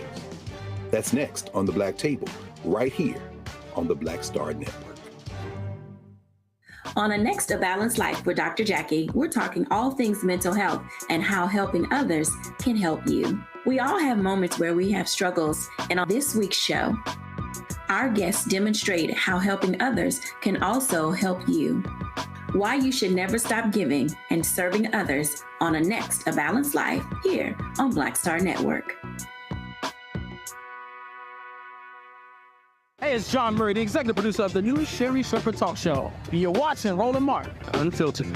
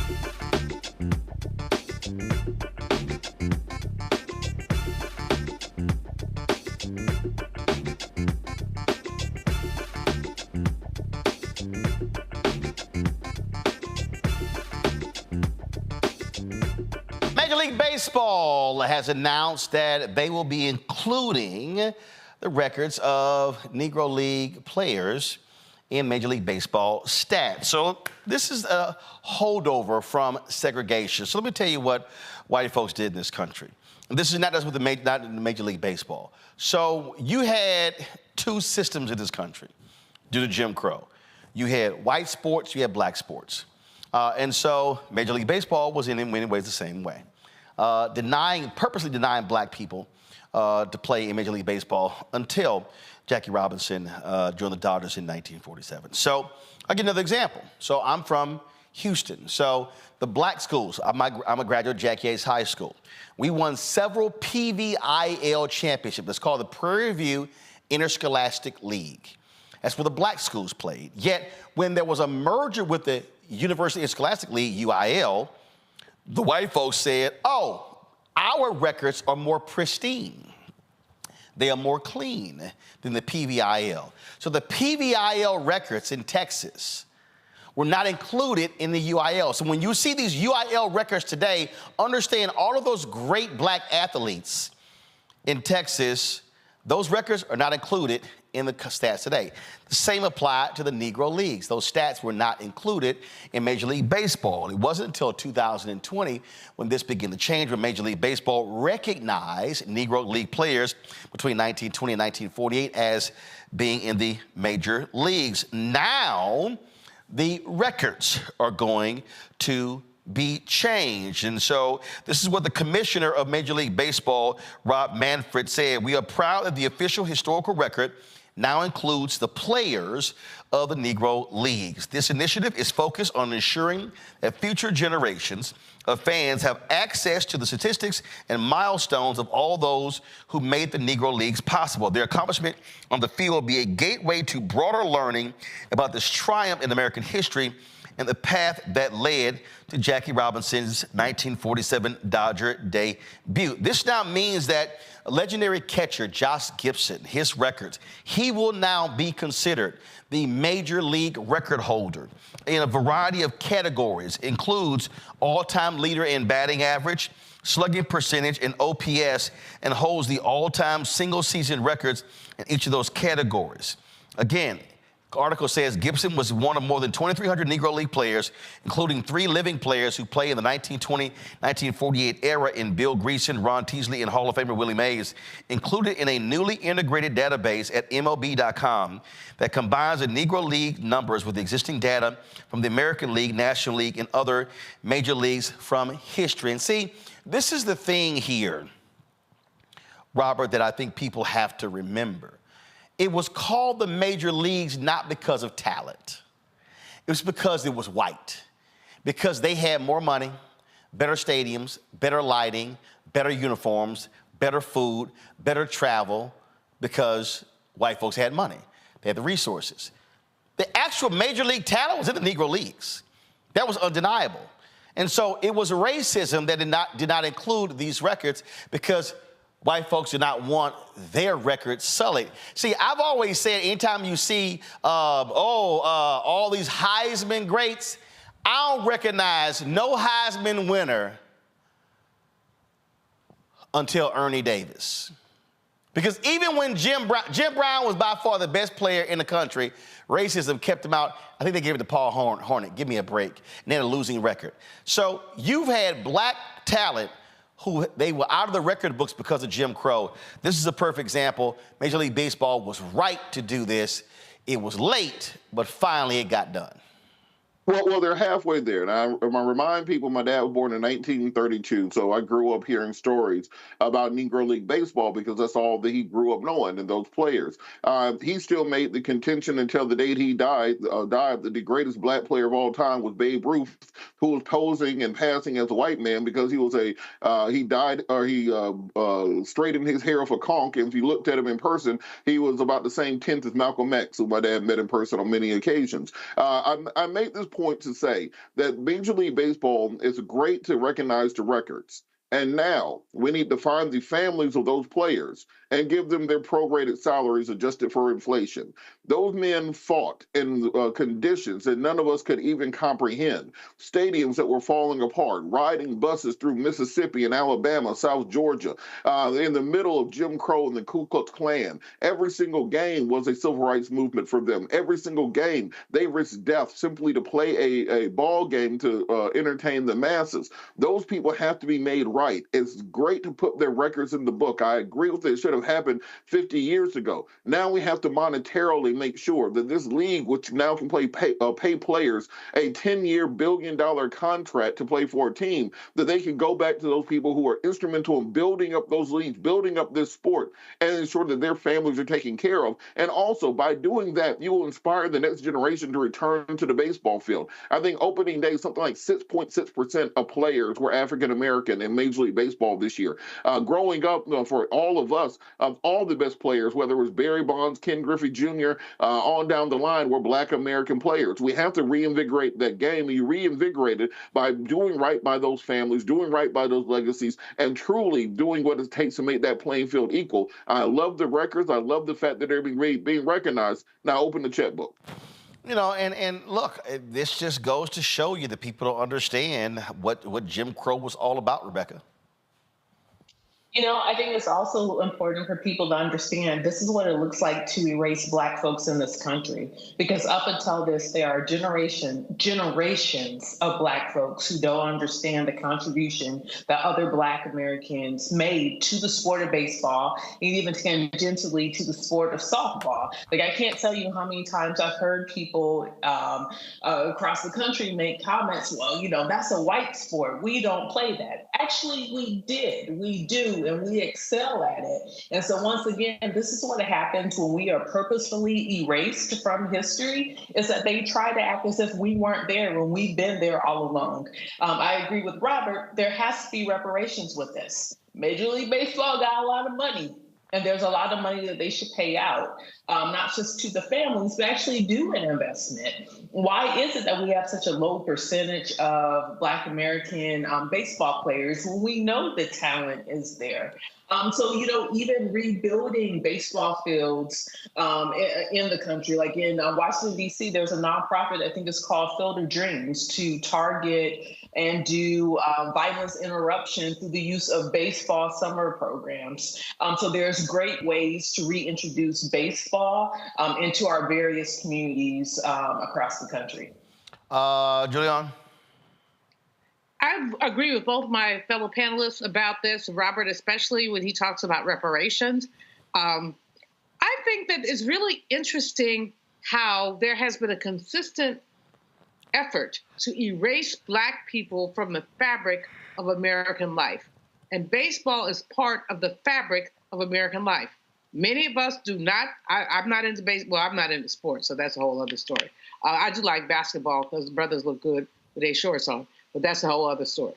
But by and large, baseball, football, all of these things are things that Black people excelled in and were marginalized with. So the whole concept of erasure is something that we really have to think about in the concept of baseball. And it's a healthy sport. Major League Baseball needs to go into our communities, Robert, as you suggest, and Rebecca, go into our communities and build stuff for our kids to be engaged in what people call America's pastime. It hasn't happened. We go back and look at it. I mean, this is a good move, but it's not even a half step, it's a quarter step. What needs to happen is that we need to make sure that our history in sports is captured, trumpeted, and basically reclaimed. And that's the bottom line. So, Roland, this is a really great opportunity for us to talk about the ways that we have been erased. It's not just baseball or any other sport. It's systematically the erasure of Black people that we have to reclaim. And this is so very important. Yep, and we've seen this erasure take place in other areas as well. All right, going to break. We'll be right back. Roland Martin Unfiltered on the Black Star Network. Now streaming on the Black Star Network. If we look at all of the best mans, the movies, and then, of course, the series on Peacock, why do you think it resonated so well? Well, I think it's a reflection of us. You know, I think it's a reflection of authentic Black people, the way they see themselves. And in some instances, aspirationally so.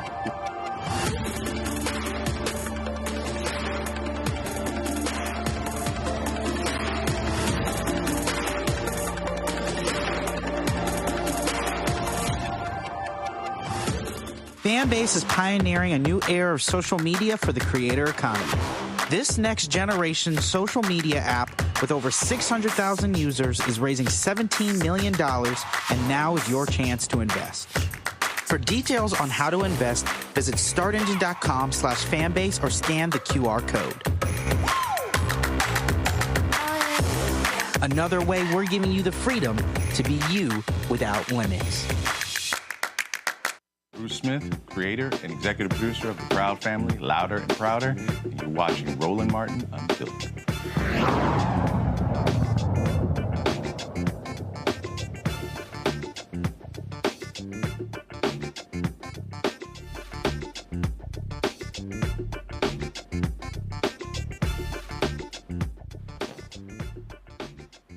Scoop. All right, folks, Thursday night, the AMC network-operated channel All Black will be debuting a new comedy special from comedian Garrett G. Thing Johnson. It's called Sit Your Ass Down. Here is a preview. Y'all ready? Ladies and gentlemen, my boy, very talented, Garrett G. Thing Johnson! I'm tell you, black women, ain't number 3 good men don't ever walk this earth. That's me, Barack, and Jesus. That's it. I just let that I don't even take my clothes off until I get fully in the bed. I ain't got no light on type of body. I got a candlelit type of body. This little chick said, you want to go another round? I mean, right now, you want to go again? I can pencil you in for Thursday. We got to start all over again. Women, if you date a man, he in his 50s, and he ain't got no checking account, you should sit your ass down. All right, Gary G. Thank Johnson joins us right now. Gary, what's happening? What's up, Roland? My main man. You fixed that golf swing yet? I definitely didn't, and I really wanted to come on here for those kind of tips, but then this came. You know what I mean? Cause Lord, y'all, Gary posted a video, y'all, of his golf swing. I had to sit here and send him a text, cause I was like, "Say, dog, you gotta represent left-handers way better than that." Hey man, it wasn't just a text that you sent me; it was a thesis. You know, and it's almost like you was telling me to quit playing golf. No, throw your clubs in the water. I wasn't telling you to quit, but I was like, take your ass to the driving range, though. It was so disrespectful, and thank God me and you are friends, and you can really play. And that's what you were saying. I can really play. You're left-handed, and I'm asking you to quit. No, I mean, I was offering you some advice and counsel, on swing path, your grip, and all this sort of stuff, your weight transfer. I mean, I'm trying to help a brother out.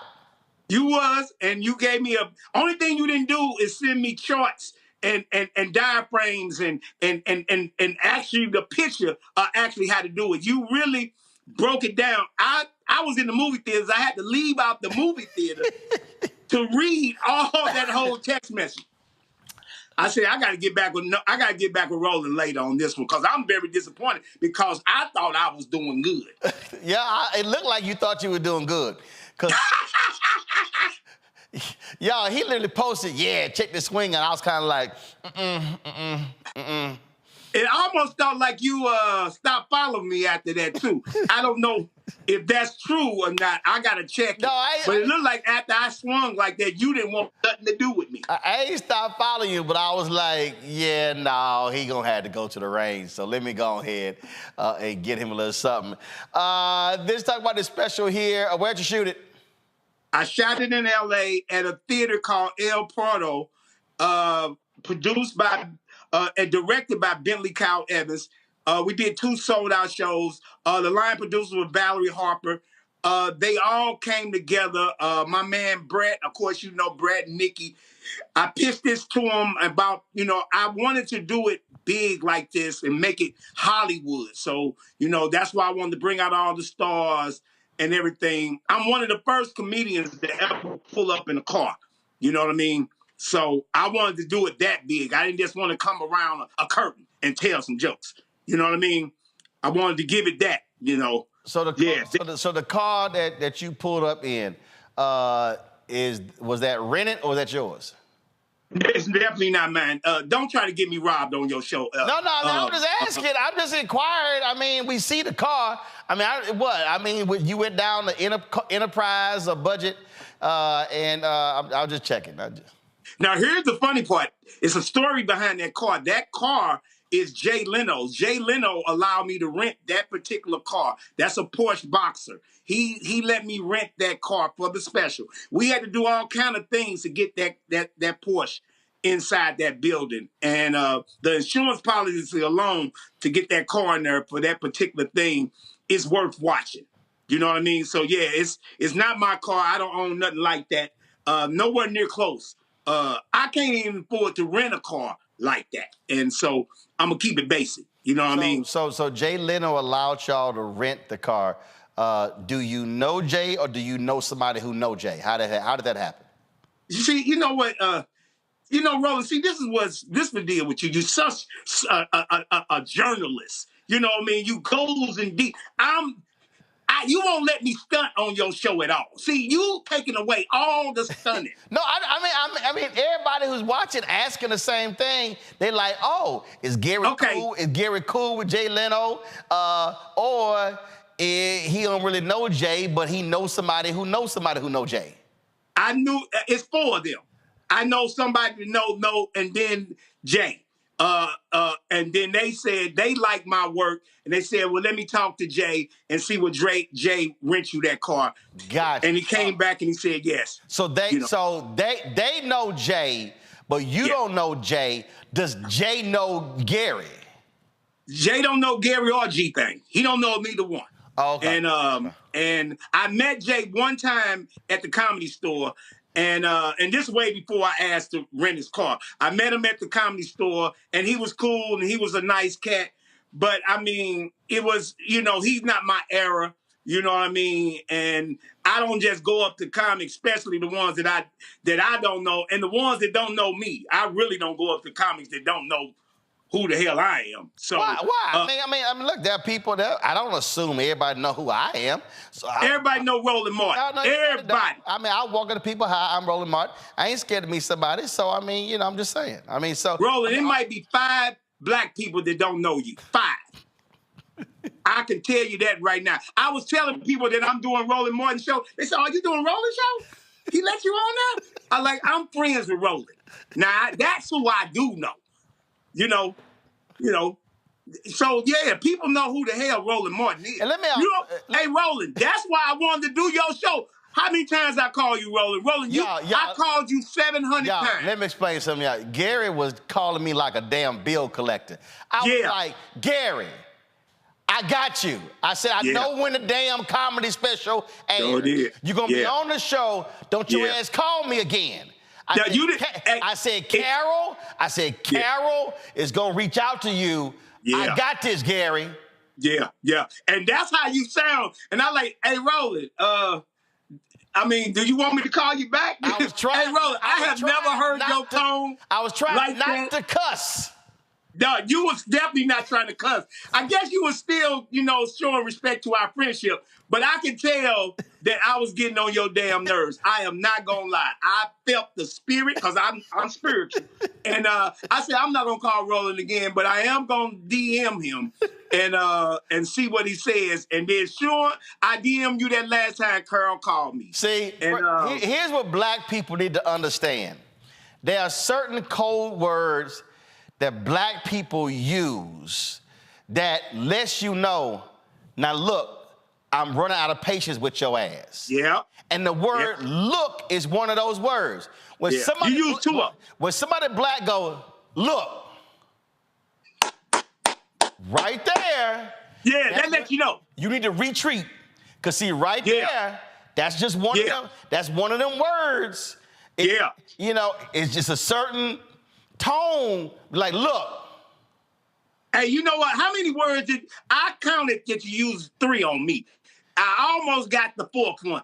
And that's when I knew to pull back because then it got to be a point like, I'm taking advantage of my friendship with Roland. And now it's like I'm forcing Roland to do something. And because I saw you at the award show. I saw you at the award show and you went by me like I wasn't even there. You're like, hey, bro, I'm busy. I'm like, hey, bro, we both here at the award show. Your seats is better than mine. But don't act like that, Roland. Don't be like that. Don't be like that. See, look is one of them words. The other phrase is, say, man. That's another one. Hey, bro. Hey, another one's, hey, bro. Hey, bro. Hey, bro. Right. Hey. When you understand. And another one is, I'm going to hit you back. No, because I'm gonna hit you back doesn't have the same just like oppressive, like this it. Like if you text one more time, it's a problem. It's a problem. One more time. Like the problem, your Wi-Fi freezing right now. What you on an iPad or something? No, I got the new ones of all the new phones. Now that I do got. I ain't technology like you. I know you got all the new technology. I know you probably got a dude on the top of your roof right now with some new stuff.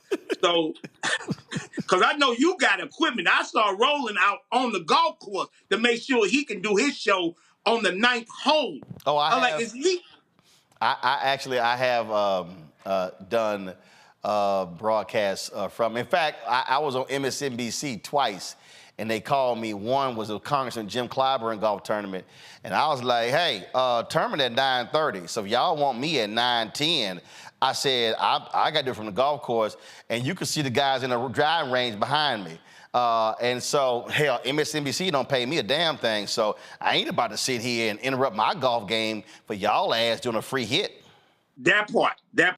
But they needed you when Clyburn was on there. I knew for sure. Yeah. And so I saw you out on the golf thing, and you was explaining, kind of like the way you was telling me about my golf swing on this new equipment that you had. You know, I'm gonna tell you how much I follow you. I pay attention to when you lost your bags on all the airlines. I pay attention when you pissed and when you telling people not to fly what and this and that your bag had a dot on it. Hey, bro. I watched Roland Martin. Listen, you understand me? Listen, all the airline people, when I go to the airport now, they like, your golf clubs okay? Did you bring your golf clubs? Because they know if it's one thing, if you want to get me tweeting about your ass and posting on Instagram, let something happen to my golf clubs.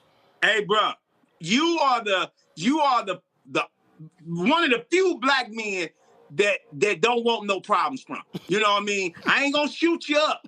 But the words vomit that I'm gonna give you is gonna put you in a place where you like, hey, bro, it ain't even worth it. You know, here, you fly free, you know. I told one woman, they made me at Las Vegas airport, they told me the golf bag had a 35-pound limit. I said, y'all a damn lie. I know all the baggage rules. I said, I am 1K Premier. I get 3 bags up to 70 pounds. So the white woman behind the counter, she got indignant, and I said, I'm going to guarantee you're going to hear from your CEO's office. And she was like, well, we look forward to it. I said, no, you not. I said, I guarantee you. Yeah. I said, I'm letting you know. I said, I'm warning you right now what's going to end up happening. And that's that point where those people don't know who Roland Martin is because they haven't done the research. But I guarantee you, if you talk to anybody black, they're going to be like, well, I understand, Mr. Martin, whatever you need. No, it actually got started by a black dude. Oh, wow. And I looked at him and I was like, really? I looked at him, I was like, really? And I'm like, dude, I know what the bag limit. He's like, yeah, a golf bag can't be more than 35, 40 pounds. I said, what the hell are you talking about? I pulled up their own stuff on the website. I said, okay, all right. I said, I'm telling y'all, it's going to be a problem. It's going to be a problem. I said, I'm just letting y'all know right now. And when I went back, the sisters, now, first of all, let me be real clear. You're going to find some black dudes who like, yeah, I don't know. If I see a black woman, like a black security guard, yo, we in. We in. I ain't lying, the funniest story, this is no lie, it happened in LA. It was NBA All-Star game, and Turner had a party. I was with CNN, and they were tripping because they didn't have the CNN people on the list, and so I was like, we getting in the party. So I got in the party, and so then they had the VIP section, and so I walk up, and the brother's like, you need a wristband. And I said, I'm going to the VIP party. He said, yeah, you need a wristband. And the sister went, excuse me, don't pay him no mind. She said, Mr. Martin, you go ahead and write in. And so me and my wife walk past. So this is all I hear. I told you, the young asses, you don't watch the goddamn news. You know who the hell that is? That's Roland Martin. And you sitting there asking him for a damn band. Mr. Martin, I'm so sorry, Mr. Martin. These damn young ass folks don't watch the damn news. She's like, what the hell is wrong with you? I told you you need to learn how to watch the news so you know who the black people are. She was just casing him up and down. And I was like, and I'm just cracking up laughing. Here's where I became very interested. You know, I ain't flipped the interview to you. Here's how I became very interested when you was on CNN and MSNBC back in the day, and how you would break people down. You was kind of like, you know, like Malcolm X for journalists. You know what I mean? You were. Hey, man, the way you would break people down, it was intriguing to me. And I would fold my arms and just look at the TV at this brilliant man just break cats. They're like, who is this dude killing cats like that? And that then, every time I saw you didn't know me then. Every time I saw you at a few events, Louis Carr events and all that. Right. I said, what's up, Louis? And I was like, I love your work. I would come up to you and say, I love your work. And then that was it for me. Hey, that was it. I was like, hey, I'm in with Roland Martin. Because I love when people love to debate, but they debate with facts. That's what I love. They come with the receipts, and I have not yet seen you yet without the receipts. Oh, I ain't gonna get got. I tell them all the time, I'm gonna put cats in rhetorical body bags. Questions from the panel for Gary G. Thang Johnson. Let me see here. Who the most ignorant on this panel? That'd probably be Julian Malvo. Julian, what's your question for Gary? Hey, Gary, you realize I was talking to Red Man, I was talking Method Man, and Method Man said, say, man, who that red head, that red bone on your show? Man, she be killing it. And so he was talking about Julian. So Gary, say hello to Red Bone Julian Malvo. I love Red Bone. I love the glasses. I love the hair. I love the smile. I love her brain already looked like she ready to ask me something that I might have to pull out a book. Well, you might. And then on the other hand, you can just be your funny self. So you were telling people about 50-year-old men who didn't have no checking accounts. So I'm 70. Yeah. What should I look out for? Well, I guarantee you a woman that's sitting here, if you dating a brother and he ain't got no checking account and he pay all his bills through 7-Eleven, it's a situation. You know, but I'm telling he going up there to get two $500 money orders. We got a situation. I'm not talking about 7-Eleven. I'm talking about brothers who roll up on little old ladies like me. I mean, I'm a fine little old lady, but I am a little old lady. What should I be looking out for? Well, I guarantee you, you know, they gonna want to know what kind of cars you have, because you know a young cat, he want to know that you got all the new Cadillacs and all the old Cadillacs, and so you just want to look and, huh? I ain't got no Cadillacs. Okay, then you gon' then he gonna find out, you know, what kind of how many bedrooms you got. And that's all what young cats is into. When they date a grown woman, a seasoned woman, when they date that seasoned woman, they know that her house is paid for.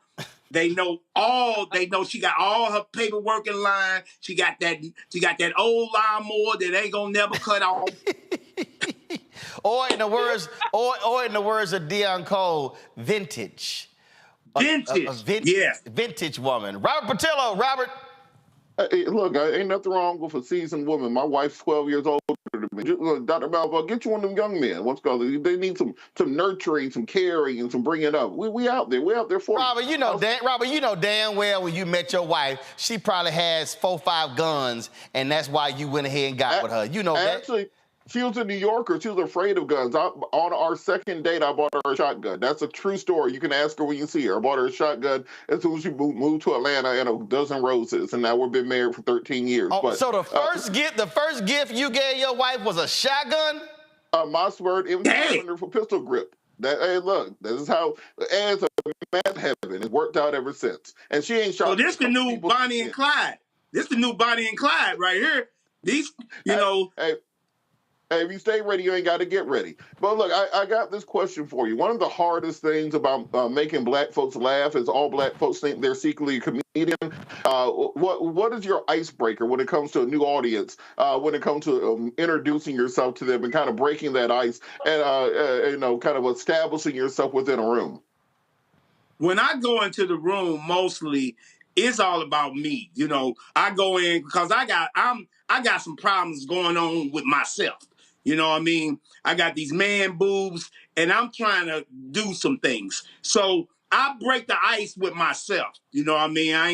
I'm really dark and I'm never gonna get lighter. And so I break that ice. And then I figure out what's going on in the room. So if there's somebody sitting up front that got something that they shouldn't be sitting up front in, they get it. And so I kill a few people in the audience just to make sure that don't nobody else should be around. You know, so that's how I get it started, you know. All right, that makes some sense there. Rebecca. Hey, Gary, thank you so much for being on the show tonight. I love comedy. I think comedians are the last truth tellers that we have. I know there's been a lot of pressure on comedians to filter what they talk about, to not talk about this, but talk about that, and to be in generally like politically correct. So how do you resist the urge to be politically correct and just be the truth teller that you are? You know,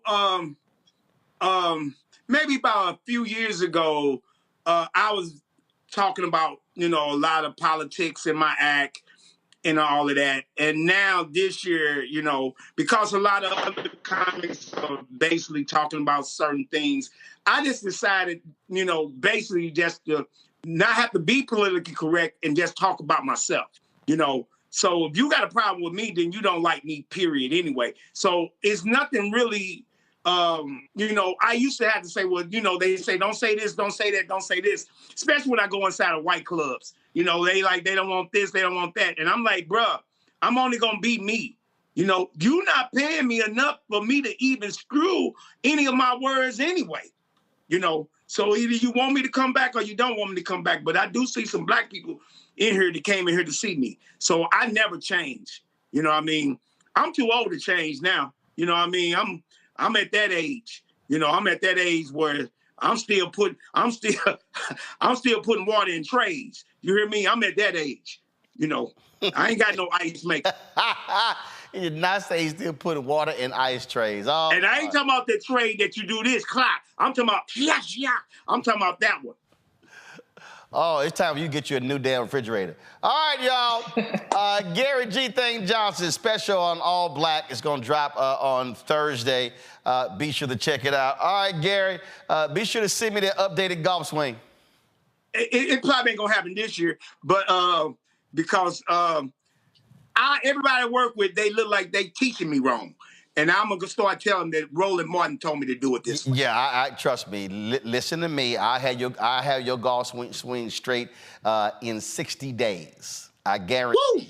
I guarantee you. Because remember, you talking. Look, I got a 3.9 handicap. So I'm just saying, you know, always play. Always tell folk. Don't listen to all them fools be running their mouth. Listen to folk who actually, I'm sorry, it was 4 point, no, we got it. So it's, we good. So we've been smoking hot. I shot a 77 the other day, so, you know. Let me just say this before you wrap me up like a blanket. Every comedian that I know that played golf with you, they said Roland Martin ain't to be played with. And that's on God. That's on God. And so that's the reason why, Roland, you get invited to all these tournaments. Well, you know, we gonna do it. We gonna play, and I'll be in Atlanta next week for the Steve Harvey golf tournament. And so, you know, he's an Omega. I'm actually in Atlanta performing at Uptown next week too. All right, the 7th through the 9th. Well, I'll be there the 4th through the 6th, and I come back on the 10th for Warwick Dunn's golf tournament. And Steve got to know I'm gonna have my brand new Alpha golf bag just for him to peep out. So yeah, I'll be flossing. Come on now. Thank you, man. Thank y'all. Appreciate it. Thanks a bunch. Appreciate y'all. Going to a break. We come back, talk about the app, folks. Takes you back to Bronzeville, back in the day in Chicago. You're watching Roland Martin Unfiltered on the Black Star Network.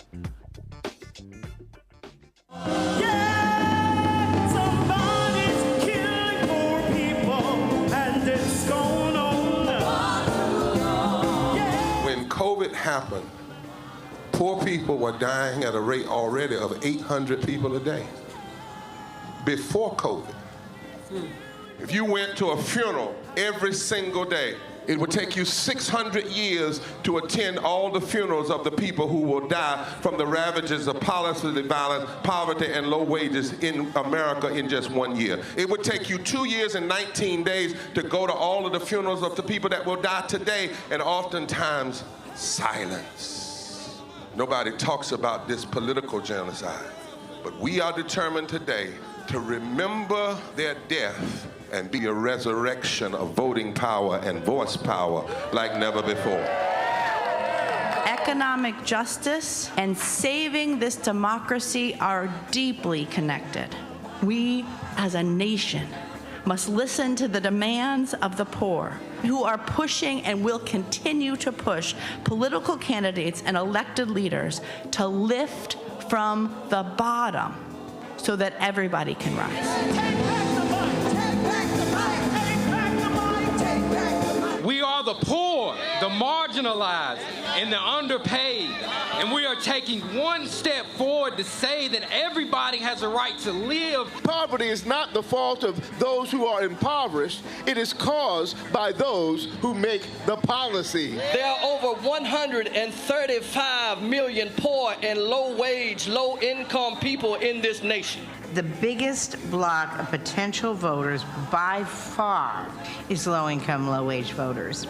I can't afford medicine. Sometimes I have to skip because of the cost. The farm worker community is tired of the violence imposed upon us by greed, exclusion, and denial of basic human rights. Those folk that represented by that casket, poor and low-wage workers who are the most moral people in this country because they go to work every day believing, even though going to work is hazardous to their health. I'm tired of working 70 to 80 hours a week and still not have money for the necessity of bills. I'm tired of getting sick and not being able to go see the doctor. Having to make a choice to pay between rent or the light bill or food or clothes. You cannot claim to care about families and a culture of life and then do everything in your power to rob people of equal access to resources and to force them to live in poverty. Leadership of both parties have waged war on poor people and low-wage workers.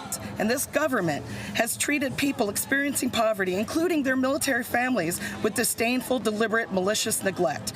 So the truth is that my son died from poverty. We refuse to accept poverty as the fourth leading cause of death. The fourth leading cause of death in this, the richest country in the world. We march today for our children and the generations to come. And we need to do it with the loudest voices possible, the biggest actions possible. We will voice our demands and register our vote. When we stand up and when we stand together, things change. There is the electorate that is, and then there is the electorate that should be. 34 million eligible poor and low-income voters did not vote in 2016. If just 20% of those voters in swing states were mobilized around an agenda, they could change the political outcome of every election.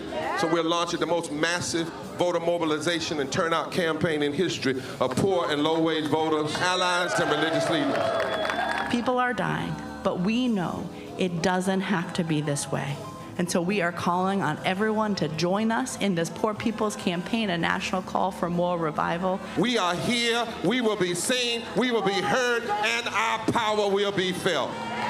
We don't need to be an insurrection. We are a resurrection that will be felt across this country. Are you ready? Ready? Ready? Ready?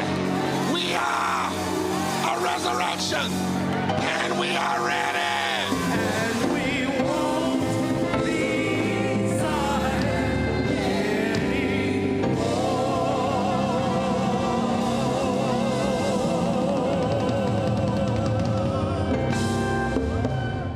Farquhar, executive producer of Proud Family. You're watching Roland Martin Unfiltered.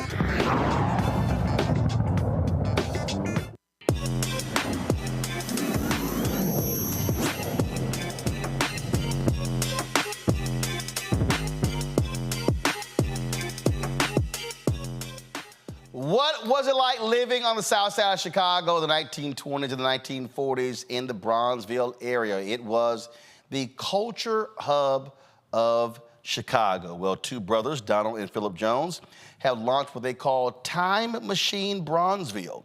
It's an app, a desktop app that gives you an immersive journey through the rich history of this South Side community. Donald and Philip join us now from Atlanta. Gentlemen, glad to have you with us. How did this idea start? Who did it originate with?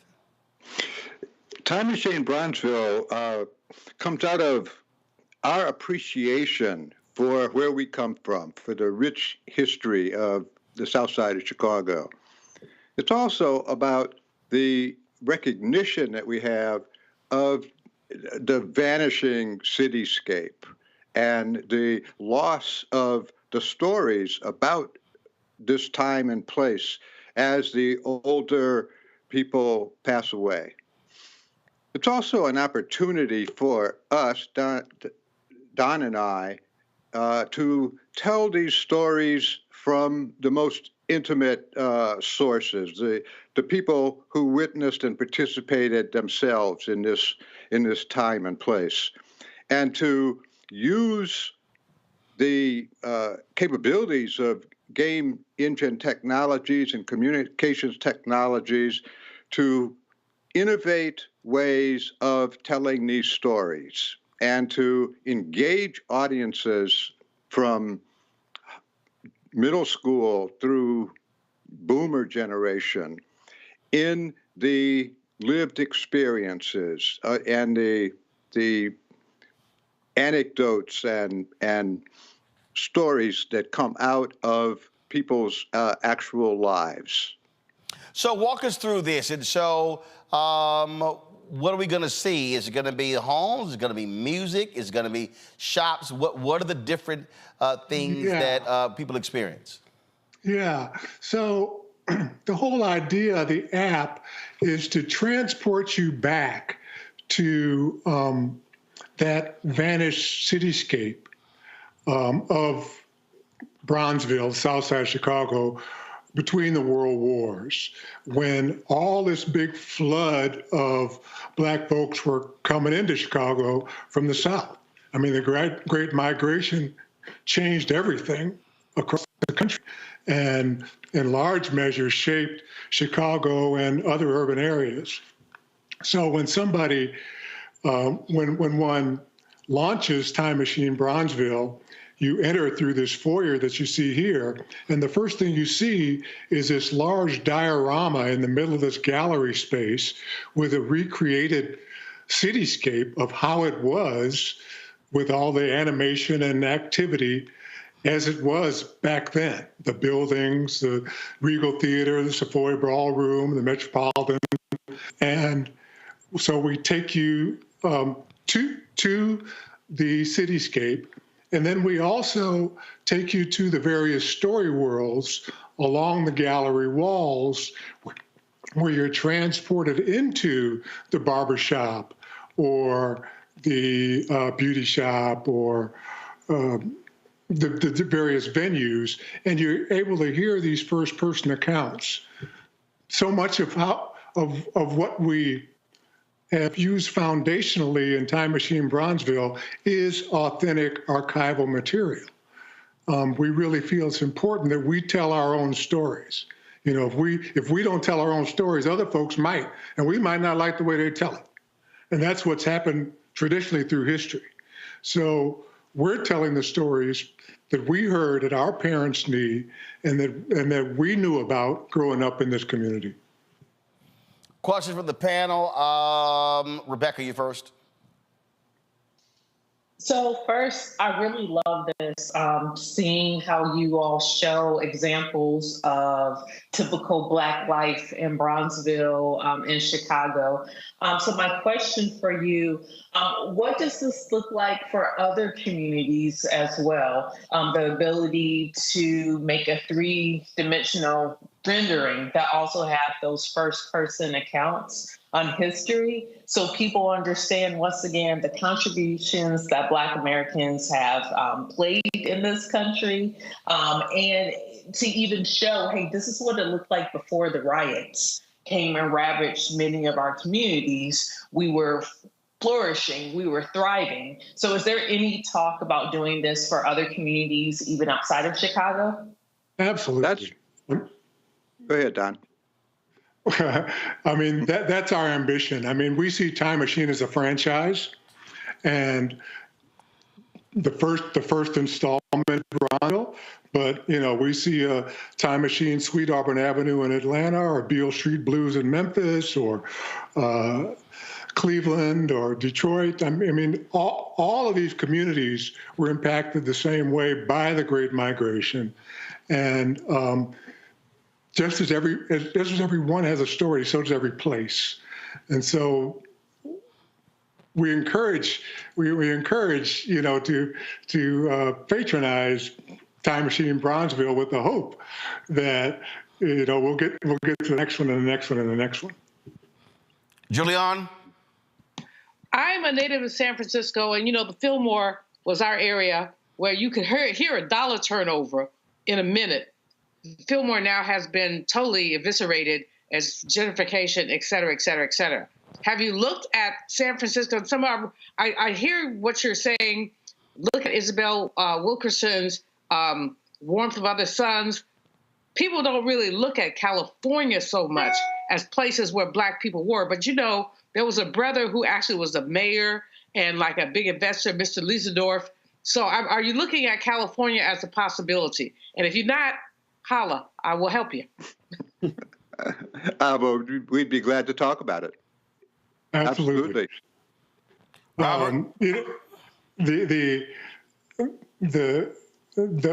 way from Louisiana to Oakland was a main thoroughfare for the Great Migration. So we're well familiar with that rich history in the Bay Area. And as Don mentioned,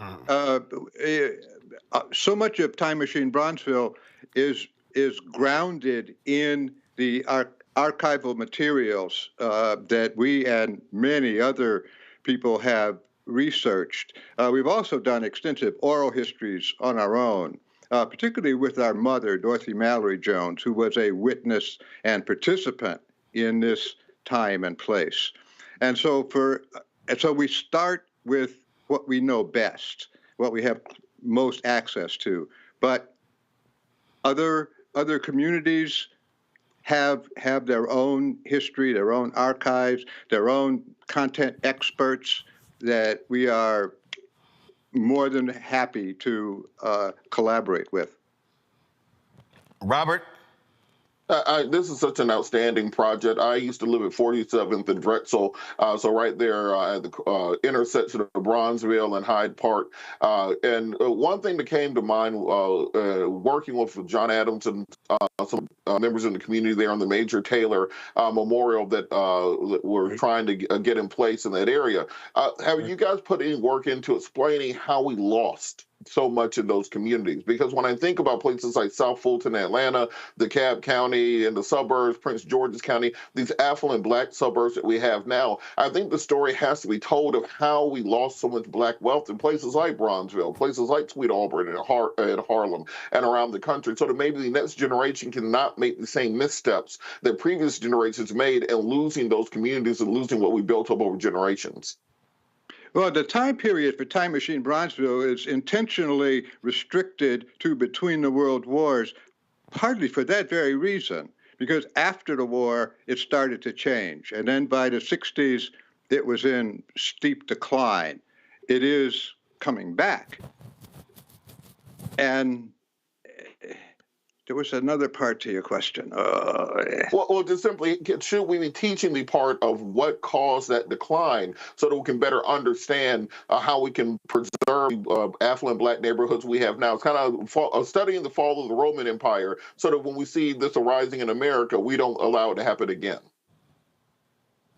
Part of what we're also doing in Time Machine Bronzeville is presenting the modes that the African Americans on the south side of Chicago employed to create and sustain community. So in our history, we have answers to many issues and questions and problems.